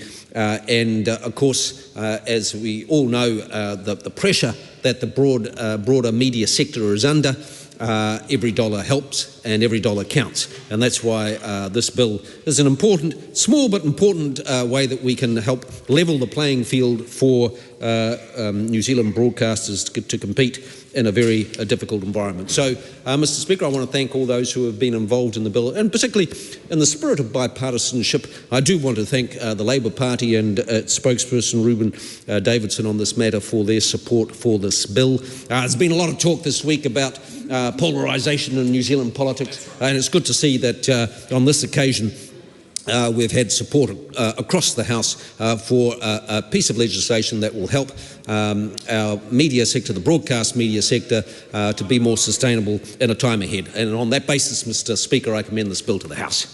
The question is, the motion be agreed. Ruben Davidson. Thank you, Mr. Speaker. And it is a pleasure to be able to rise and to take a call on a bill for broadcasting. But it is also a speech about broken promises, because this from a government who came in saying they were going to get things back on track, and from a minister a year ago, over a year ago, who said he was going to take immediate action for our broadcasting and media sector. And if this, sir, is immediate action, I think that was false advertising. Now, we know what this bill does, but I think it's good to just spell it out again. What this bill does is it says to a very outdated Broadcasting Act, linear broadcasters can have the same rights to advertise on Sunday mornings and public holidays as is currently enjoyed by digital platforms and advertisers on those platforms. It's a very, very, very simple bill. Now, such a simple bill, after more than a year from a minister who promised immediate action, and I've done this before, but I'm going to do it again, because across the time when this 73-word bill has been the only immediate action the minister has taken, this is what else has been happening. At the beginning of 2024, Warner Brothers proposes to close Newshub. On the 7th of March 2024, TVNZ announces 68 job cuts. On the 9th of April 2024, Newshub confirms their closure plans, and that is 200 job losses. Now, there's a chirp from that side of the house saying, cheer up. My message is, say that to the hundreds of people losing their jobs in the media sector while you progress a 73-word bill that allows advertisements on linear broadcasters on Sunday mornings. On the 24th of April, Melissa Lee was sacked as Minister and Paul Goldsmith was appointed Minister of Media and Communications. And this is on the 2nd of July, 2024, not 2025, not this year, the 2nd of July, 2024, the infamous, now infamous media release from the Minister committing to taking immediate action to support the media sector, and this 73-word bill is all that immediate action. That's it. That's all that's been taken. Now, on the 7th of November 2024, TVNZ announced a further 50 jobs to be cut. On the 13th of November 2024, one of the tools in the toolbox, the Fair Digital News bargaining bill, was reported to be in limbo all of a sudden. And the next day, on the 14th of November, NZME announces closing 14 regional community newspapers before Christmas, resulting in the loss of 30 more jobs in the broadcasting and media sector in New Zealand. I don't know if you're keeping count on the other side of the house. I don't know if you care, but that is hundreds of people who've lost their jobs in the broadcasting and media sector, and this bill is the only immediate action the Minister has taken. Now, the job losses continue. In January 25, that's the beginning of this year, NZME proposes a reduction of 40 further roles, and the job losses go on and on and on, and the cuts from central government for funding to the sector come through in that budget. And what else do we see? But just this week, the Hui and Te Karere, two very, very important programs here in New Zealand, vital programs here in New Zealand, are now faced with the prospect of no longer existing because this Minister, who promised immediate action, has delivered only a 73-word bill. Now, the other thing I've got here, I like lists. This is a list of dates, and on this list, there are 49 dates during which Cabinet met and the Minister, in response to a question about what he took to that Cabinet meeting to help, what he took to those Cabinet meetings for immediate action for our broadcasting and media sector, the answer on all of these 49 dates is nothing. Nothing taken, nothing offered, no immediate action. Now, here's an analogy for you. If you have a business with a limited number of customers and you're not making enough money and you're trading 6 days a week, the solution is not just to open on Sundays, because you just have the same number of customers, but you have to be open more and you have to work harder. That's essentially the silver bullet solution this Minister has brought here in the repeal of advertising restrictions. It's a little bit like saying to someone who's receiving welfare or a benefit that they need budgeting advice. I can tell you, I have met so many constituents who've come into our electorate office because they cannot afford the basic necessities that they need. Some of these people are working, some of these people are receiving support, some of these people are receiving a little bit of both. And they're being offered or told they need to budget better. And I can tell you, they run some of the best, tightest budgets I've ever seen. and they could teach Nicola Willis a thing or two about how to manage a decent budget. That's what this bill is a little bit like too. That's what this bill is a little bit like, because it offers so little to the industry. Now, way back in 2024, when Melissa Lee was the minister, and the claim was made that, it became evident that there were some real challenges in the industry, Melissa Lee said that she was not a magician. And then she was replaced by Minister Goldsmith. And I know there's the obvious joke, and I'm not going to make it about Minister Goldsmith being a clown, because I don't think that would be fair. Because actually, Minister Goldsmith has been a mime. He's moved around a whole lot, and he's waved his arms around, but he hasn't said anything. He hasn't delivered a single word of help for a broadcasting and media industry that really, really needs it. And this is at a time when other ministers have had quite a lot to say. Minister Peters on RNZ, when he didn't like the tone of questions, said he'd simply turn the tap off. And Seymour, Minister Seymour, put out social media tiles celebrating the cuts to funding for Radio New Zealand, our state broadcaster, in this year's budget. Now, I think that member ought to check the growth in the digital audience of RNZ, because I think you'll see astronomical growth in the digital audiences and platforms of RNZ.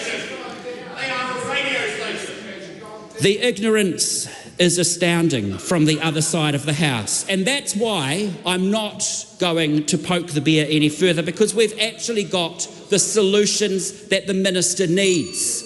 And the good news is they're available for you, Minister. 2 of them are sitting in the biscuit tin, and 1 of them is on your desk. In the biscuit tin, there is a bill for a streamers levy, which ensures that the international streamers that sell us their content and charge New Zealanders to watch it would contribute a percentage of their profit back, which could be invested in local content.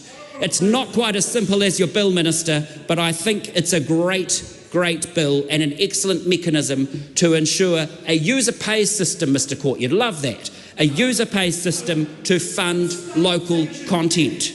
The other is the Fair Digital News. I've stopped listening. The other is the Fair Digital News bargaining bill. Now, that was written, that's ready to go, and what that does is it makes sure that those international platforms that host our content pay for it, and the money in can continue to fund more of it. So that is another bill sitting there ready to go. And I'll give you a third because I'm feeling generous and I've got 45 seconds. The online safety bill is also sitting in the biscuit tin, Minister. It would be simple for you and I to sit down over a cup of tea and get that one out of the tin and underway in this House to make sure that these online platforms and spaces are much safer for all New Zealanders. And that should be a priority for everyone in this House. But instead, we've got a 73-word bill. If you typed it out, you could fit it on a postage stamp, and it's probably worth about the same to the industry because no one believes it's worth $6 million. It's more broken promises from a government that keeps making things worse. We're supporting the bill, but Minister, we are so disappointed for the industry. That's right. Huhana Linden. Tēnā koe, Mr. Speaker. I rise on behalf of the Green Party to speak to this legislation and the repeal of Advertising Restrictions Amendment Bill. Now, as we gather today, we have to think about actually how often we live in such a crazy, noisy world, and where does the sanctity lie when we have Anzac Day, Easter, Christmas? It is actually having some quiet time with whānau. And yeah, our viewing might have changed, acknowledging we don't always watch TV these days.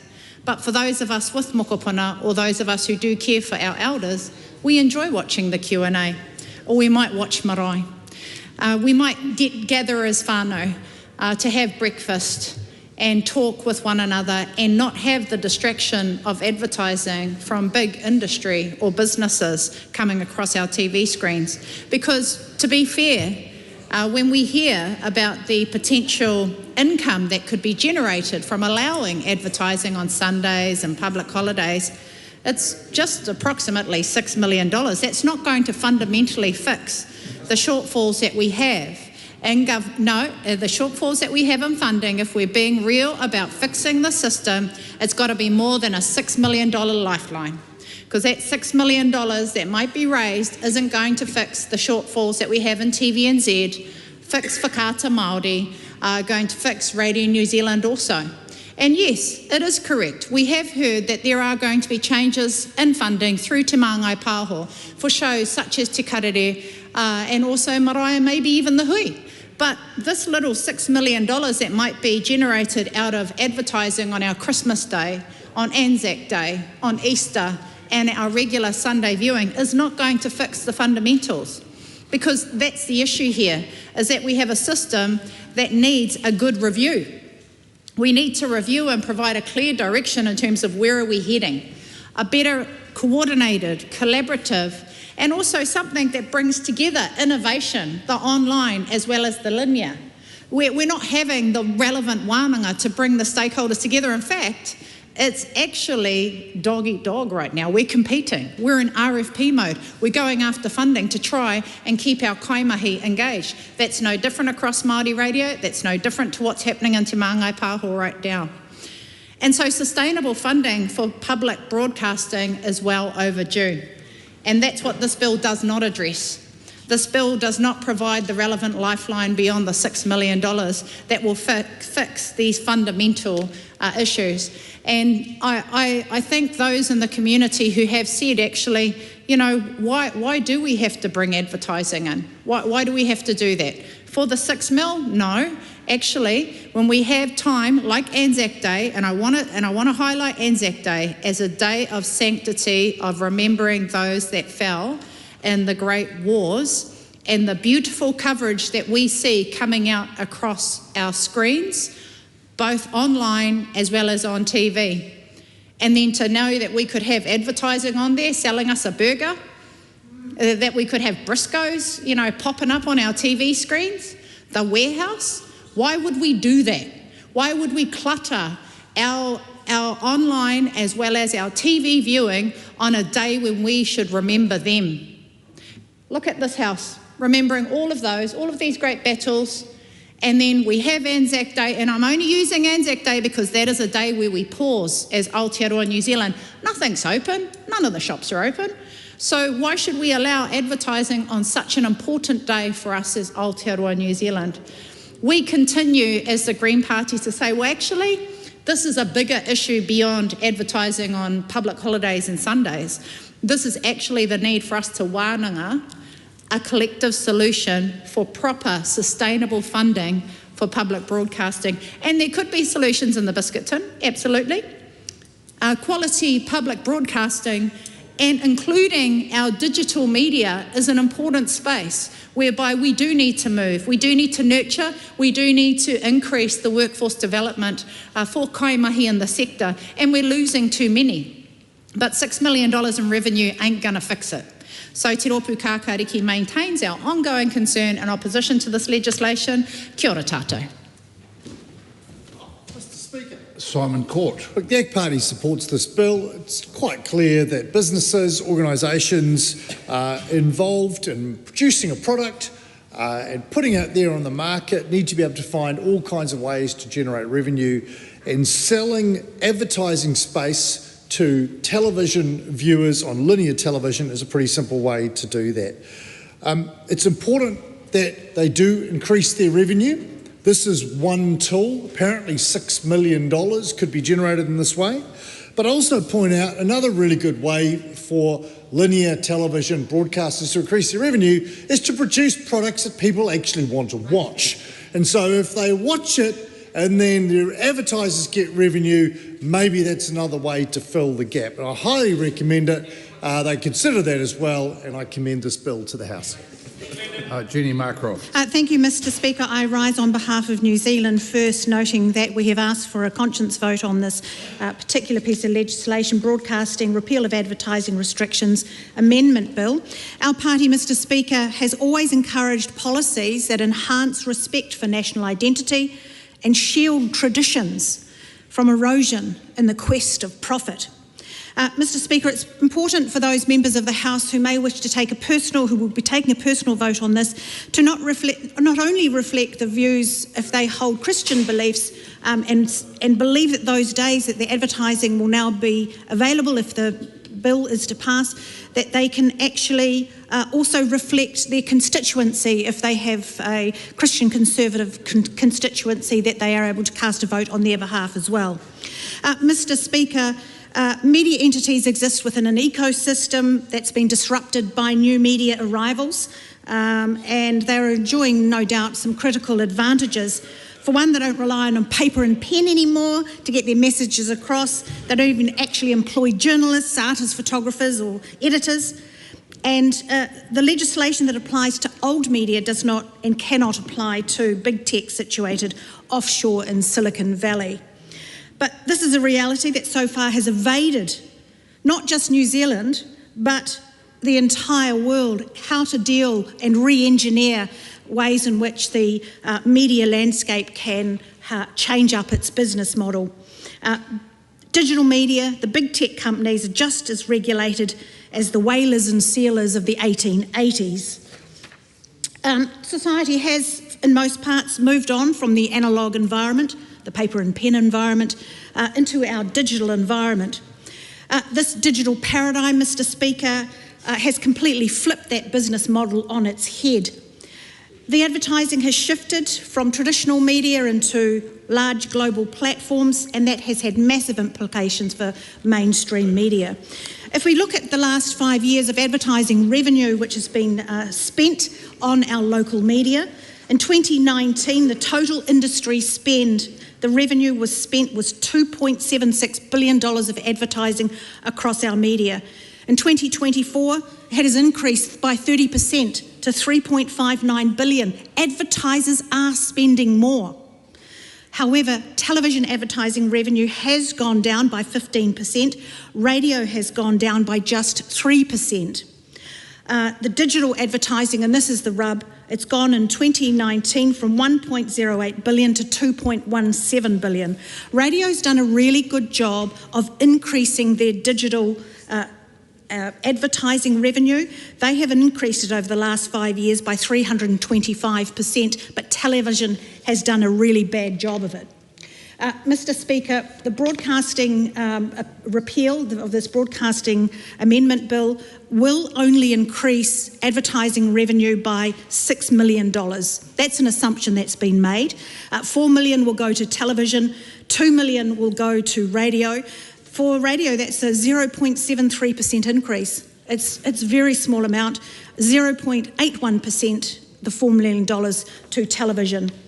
Now, we believe that this amount of money is not worth changing how we keep those special days sacred, carving out and protecting those days for special religious observance and for Anzac Day to commemorate all of those people who fought in the wars, as outlined by my colleague Huhana Linden.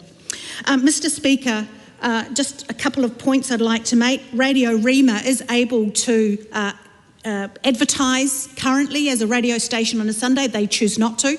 If this bill passes, they will not be taking advantage of advertising and will not conduct any advertising or seek any advertising revenue with this repeal.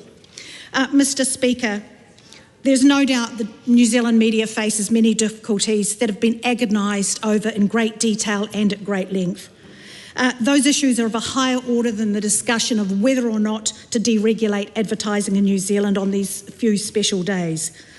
Mr Speaker, if we relax advertising standards at this point, it will be seen as a further dumbing down of our media space that we still do have control over. New Zealand First stands on a conservative platform of keeping the best and avoiding unintended consequences of deregulation. Those boundaries that we draw around our working lives and our very special celebration days are important to all of us and would be the poorer without them. We oppose this bill, Mr Speaker. This bill overlooks the cultural value of New Zealand's commercial-free days as roadblocks to revenue and not foundations of our country's character. We don't buy into the idea that every moment of broadcast has to be sold. We believe in New Zealand's secure times of reflection, family and community, and will not be supporting a bill that takes that away. Thank you, Mr Speaker. Tamitha Paul. Thank you, Mr Speaker. I rise on behalf of Te Pāti Kākiriki to speak to this bill. I don't really watch TV. I don't know anyone my age that watches TV. I'm going to be honest with you. We can't escape. Yeah, no, I don't know if anyone in this room watches TV anymore. Obviously, we watch the shows. We can go on TVNZ Plus and YouTube and stuff like that and watch them all again. I always catch up with the old Q&A interviews on YouTube these days. And because I'm subscribed to YouTube, I don't get any ads. So this isn't a... I didn't realise the gravity of this issue. But I can see why it means a lot to people because of the significance of the holidays. I might not have TV and might be living free from ads, in the privileged lot living free from ads, but I can definitely respect that days like Anzac Day and that Sundays for some people are sacrosanct and that they should be protected from, I guess, needless ads. Although I would hope that on days like Anzac Day and other special days that people wouldn't be watching TV, that they would be having a good kai and having a laugh and a kōrero with their family rather than watching TV. So I guess it's out of that respect for some of those really important milestone days and days like Sunday that carry a lot of significance for different people of different faith. I can respect that. And I can respect the freedom, I guess, to watch TV on those days without have those ads in your face. So there isn't a whole lot more to add than that. I guess I want to echo the points that people have made that this change will bring in $6 million revenue into these broadcasters. However, that is really a drop in the bucket compared to the type of funding that these organisations need. I wanted to reiterate some of the points made around government cuts to broadcasting, some of which are a $10 million cut from Whakaata Māori, our national Māori broadcasting channel, a forecast $18 million worth of cuts to Radio New Zealand, which is quite depressing given that they are also our kind of emergency national radio station who have to communicate those really important messages to everybody.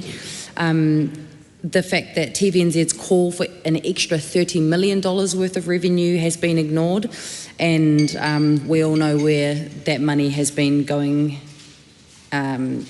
instead of to our broadcasting channels. And in a time where people are quite suspicious of mainstream media and where people are getting a lot of their information from the internet, it's probably quite important that we protect national broadcasting channels and platforms as a source of truth for people to get information and to learn things and to know what's going on in the rest of the country and indeed the rest of the world.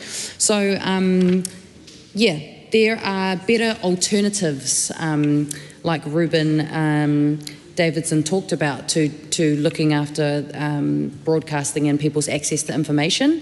Some of those ideas include long-term funding for public Māori, Pacifica and community media, strengthening New Zealand On Air and the Māori television service, supporting non-commercial spaces for children's content and protecting independent journalism and niche audiences. Now, I don't know what they mean by niche audiences, but it's clear that better alternatives exist. So I'll leave it at that because there isn't an awful lot more else to say except for totally respect the sacredness of particular days for particular people. 20% of New Zealanders subscribe to some form of faith, and I'd assume that many of those include Sundays being protected, and days of rest and days of worship as well. So we're keen to honour that and respect that, and that means that we will be opposing this bill. Thanks, Mr. Speaker. Vanessa Winnick. Thank you, Mr. Speaker. I rise for National in support of the Broadcasting Repeal of Advertising Restrictions Amendment Bill. I'm sure that along with myself and Mr. Costley, other veterans have got far better things to be doing on Anzac Day than watching television. It's probably one of the busiest days of the year for us, and therefore I commend the bill to the House. Oh, good speech. Mr. Speaker. Glenn Bennett. Kia ora, Mr. Speaker, and as I listen to the debate and reflect on my life growing up, and Sunday mornings was always TV1, and Praise Be was always playing in our house. And I actually enjoy. I love Praise Be, and it was as we ran around getting ourselves ready for church on a Sunday. It would always be blasting Praise Be in the background. But Mr. Speaker, I have some news for you as well. It gets better on a Thursday afternoon, because I actually was on Praise Be once as well. It's all coming back to me. It's all coming back to me.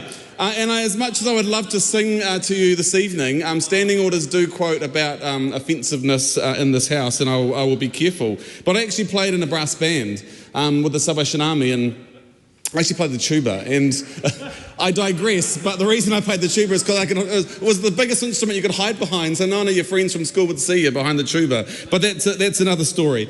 But we do reflect on... As long as your digressions are entertaining, the chair is fairly lax at this time. We do reflect on the significance, as has been said, around religious festivals, holidays. But the reality of this one is, as with most of the New Zealand calendar that was imported from England, it is the Christian tradition that we always commemorate. So I don't see any broadcasting advertising being taken away for Eid or taken away for Ramadan or those kind of things. We are in a modern world. And as much as I respect my Sundays, and I don't particularly watch Praise Be much these days anymore, I think that is in the modern world, and therefore, Mr. Speaker, we need to reflect on that. And I did think long and hard about would I support this or wouldn't I? And I have come to a place where I do, because I think it's actually about fairness. It's about fairness when YouTube, when Facebook can make millions and billions of dollars, and then little old TVNZ, is unable to advertise on a Sunday morning. It just seems a bit unfair. And I hope that they don't flaunt this too much and just sort of go hell for leather with everything else. But they really need to, we all need to consider the changing world. And Mr. Speaker, we reflect on the world as it changes so rapidly and things evolve. And I think in broadcasting, it's changing even faster. And we look at what was offensive once upon a time to what's offensive today. And I was just as I was listening, I was thinking, who remembers the bugger ad? Who remembers the Toyota bugger ad? And the Broadcasting Standard Authority was involved. There was huge outrage in 1999 about this little wee dog, and others, saying the word bugger. And I hope my mum's not listening, because she'd be outraged if she heard me saying that word. But anyway, I just think that the world has changed and moved on, and we need to be reflective on that. Now, a comment was made by a previous speaker about the fact that if TVNZ just produce better material, then people might watch it. Well, that's not the point. It's not the point, because you look at what was just said by Tamitha Paul, and as obviously we're very generationally the same, because I have a YouTube account. In fact, the only paid subscription I have in my life is YouTube. It's amazing, and so I get to watch Q&A. I get to watch all of my TVNZ, all of those shows without ads, and it is great. Another digression, sorry, but things have changed. Things have moved on, and so the reality is, that's what I'm saying. The reality is we need to actually have fairness within all this, and that's what I made clear when I first started, and that's why I brought it up now. It's around fairness. But the reality is, to finish off, Mr. Speaker, is the out-of-touchness of this government. My colleague Ruben Davidson made it very clear that, we're wanting to fix everything, this government came in saying, and want to get everything back on track. And this is $6 million. This is small change. It's significant change, but it's small change. But we need to be sitting in this house talking about bigger, more important things than a piece of legislation that just lets you put a bit of advertising on a Sunday morning or an Anzac morning. And I think we need to be reflective of that. Mr. Speaker, we support this bill. I've been thoughtful and cautious, and I might go home afterwards and on YouTube watch a bit of Praise Be just to cleanse myself. Honourable Duncan Webb. Oh, thank you, Mr. Speaker. You can follow me on TikTok, Scott Simpson. Ad-free. So, I'm down with the kids. I've heard of TVNZ Plus, but my friend Glenn Bennett makes a good point. Many good points, but that we need to have a medium neutral approach to regulation, and it is pretty much in the dark ages when we are having one set of rules for broadcast television, which I've heard referred to as linear television, and in exactly the same programs provided by exactly the same entity. If you stream them, you're not subject to those rules, and that's just irrational. But I do think we need to recognise that broadcasting is in a parlous state. And look, yes, there's a place for purely commercial programs that people just love to watch. But we've also got to recognise that the government has a role to play to make sure that our stories are told. And those stories aren't always commercially successful stories. I mean, and they can be dramas and comedies or documentaries, or even, shows like Country Calendar and what have you. But they're our stories, and what this bill does is give a small amount, not of funding, but of an opportunity to get funding, but it's not enough to plug the gap. And we heard today that funding for some of our Māori broadcasters, tikarere, is at risk, and that's another example of where there's a real obligation to give voice, a treaty obligation to give voice, and funding through advertising goes only a very small part of the way. And as Ruben Davidson so clearly phrased it, that there's lots of movement from the minister, but no real noise, no decisions, no statements, no effective actions. He's miming the position of Minister of Broadcasting, and frankly, he seems to be somewhat stuck. So we really do need some action in broadcasting from this minister, because this this small change, allowing advertising on otherwise prohibited days, might go some small way, but it's not really stopping the rot. The decline in broadcasting, and when I refer to broadcasting, I think we need to make it clear, broadcasting more generally across all of the platforms that Tamitha Paul watches, we need to be clear that people do need to be able to go and see our stories on YouTube and on TVNZ on demand and what have you, because it's part of our really important cultural heritage to have our stories being told. So look, yes, we're going to support this bill, and quite right to observe that particularly for religious days, that it's a bit of an anachronism to have the Christian religious day as a preserve when we now live in a very multicultural society where other religious days come and go, and whilst some of us might respect or adhere to them, they're not considered to be kind of state affairs. And Anzac Day, I get it. I won't be watching telly on Anzac morning. I will be respecting the work and sacrifice of those who have fought for our freedom and for the freedom of others. But I think that is a personal choice, not one that the state should be imposing on. So for those reasons, we'll support the bill, but really much more needs to be done in the broadcasting space. Sir, as technology changes, so does culture, and so does legislation. I commend the bill to the House. Shannon Halbert. Thank you, Mr. Speaker. Yes, we are seeing broadcasting change across the world, globally, and here in Aotearoa, New Zealand. And with that, we do need to shift and change some of the legislation and restrictions that enables the broadcasting industry to be at its best. Sadly, you know, this government continues to let New Zealanders down. They set big expectations.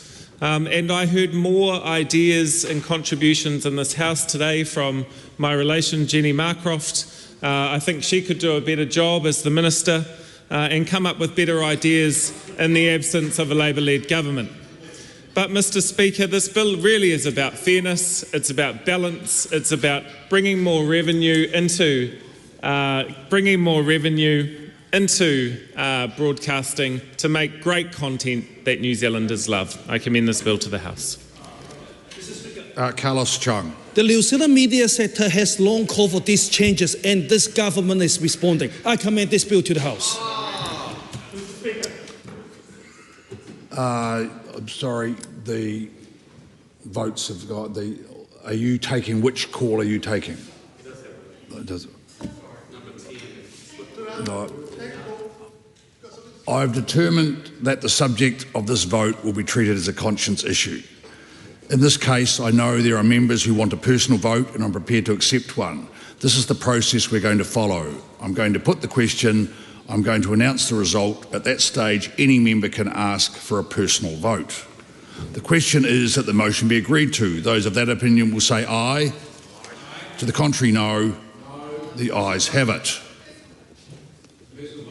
A personal vote is called for.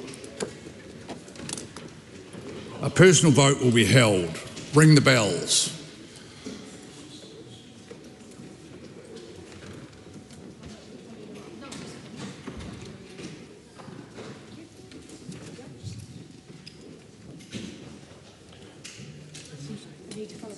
Right.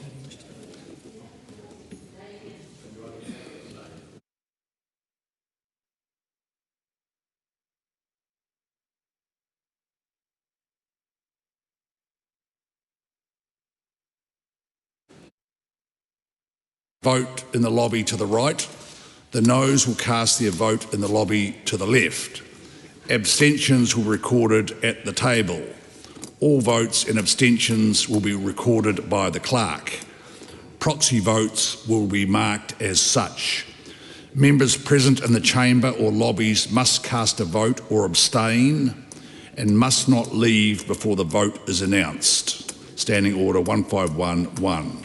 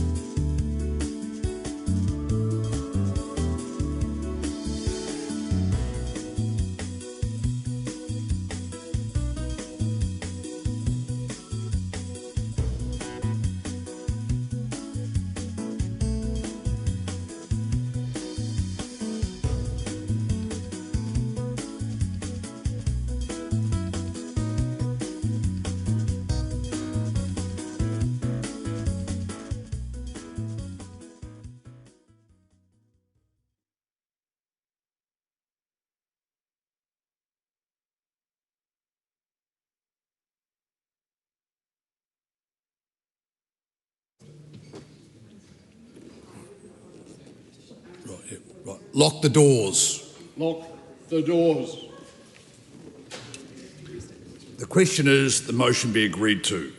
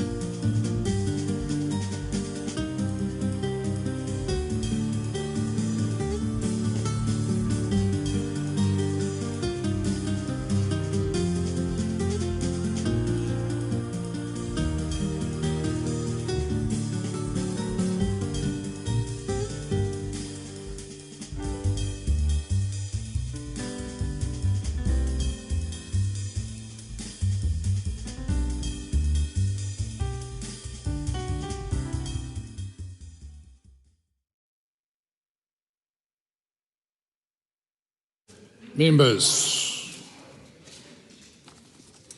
the ayes are 49, the noes are 22. The question is agreed. Point of order, the Honourable Dr Duncan Webb. Mr. Speaker, I've just had occasion to look at standing orders, and I'm reading Standing Order 154. Now, Section 154 states, it's very short, where fewer than 20 members attend the House to vote or abstain on a personal vote, the vote is of no effect. It appears we have 13 members who attended the House to vote, and it would appear, therefore, that that vote is of no effect.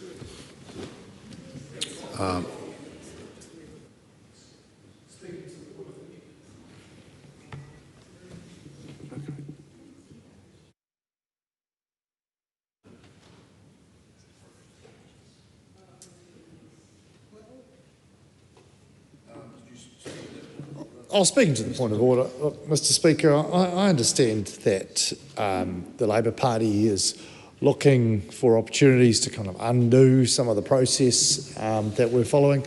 But I just want to ask you, Mr. Speaker, speaking to the point of order that the Labor member raised, my understanding is that we're to take members at their word, and if they've cast proxy votes for other members of their caucus who aren't here, we take them at their word. Well, for a start, I would direct the member to 1522, and he may find that he's actually wrong. It's quite clear for those who are present, a proxy must include the name of the member who's giving the authority, the date the authority is given, the period of business for which the authority is valid, the member who is given authority to exercise the proxy, and the signature of the member who is giving the authority. The chair is not only not satisfied that hasn't happened, the chair is satisfied that it didn't happen. So, we'll now, I'll speak to the clerk and relate.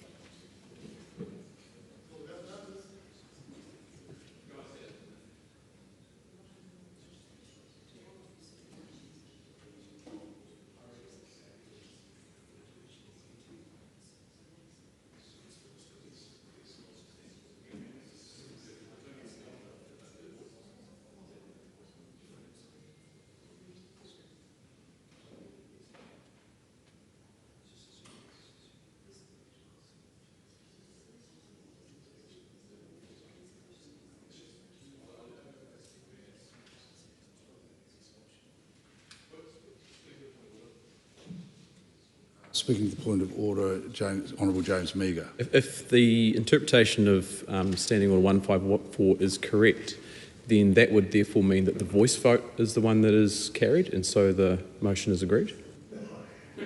Because the Section 154 applies to the personal vote, which was called after the vote which was carried on the voices. I'm advised that's not correct. At this stage, the debate on the debate on the bill is interrupted and is set down for resumption next sitting day. I'm going to explain why, just because there were fewer than 20 members. And that is just.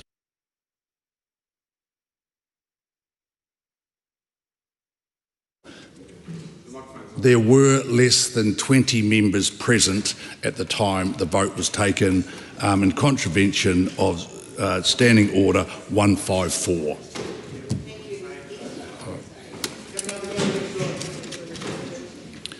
Right. The House stands adjourned until 2 p.m. on Tuesday the 14th of October 2025, and we all leave much better informed than we were when this debate began.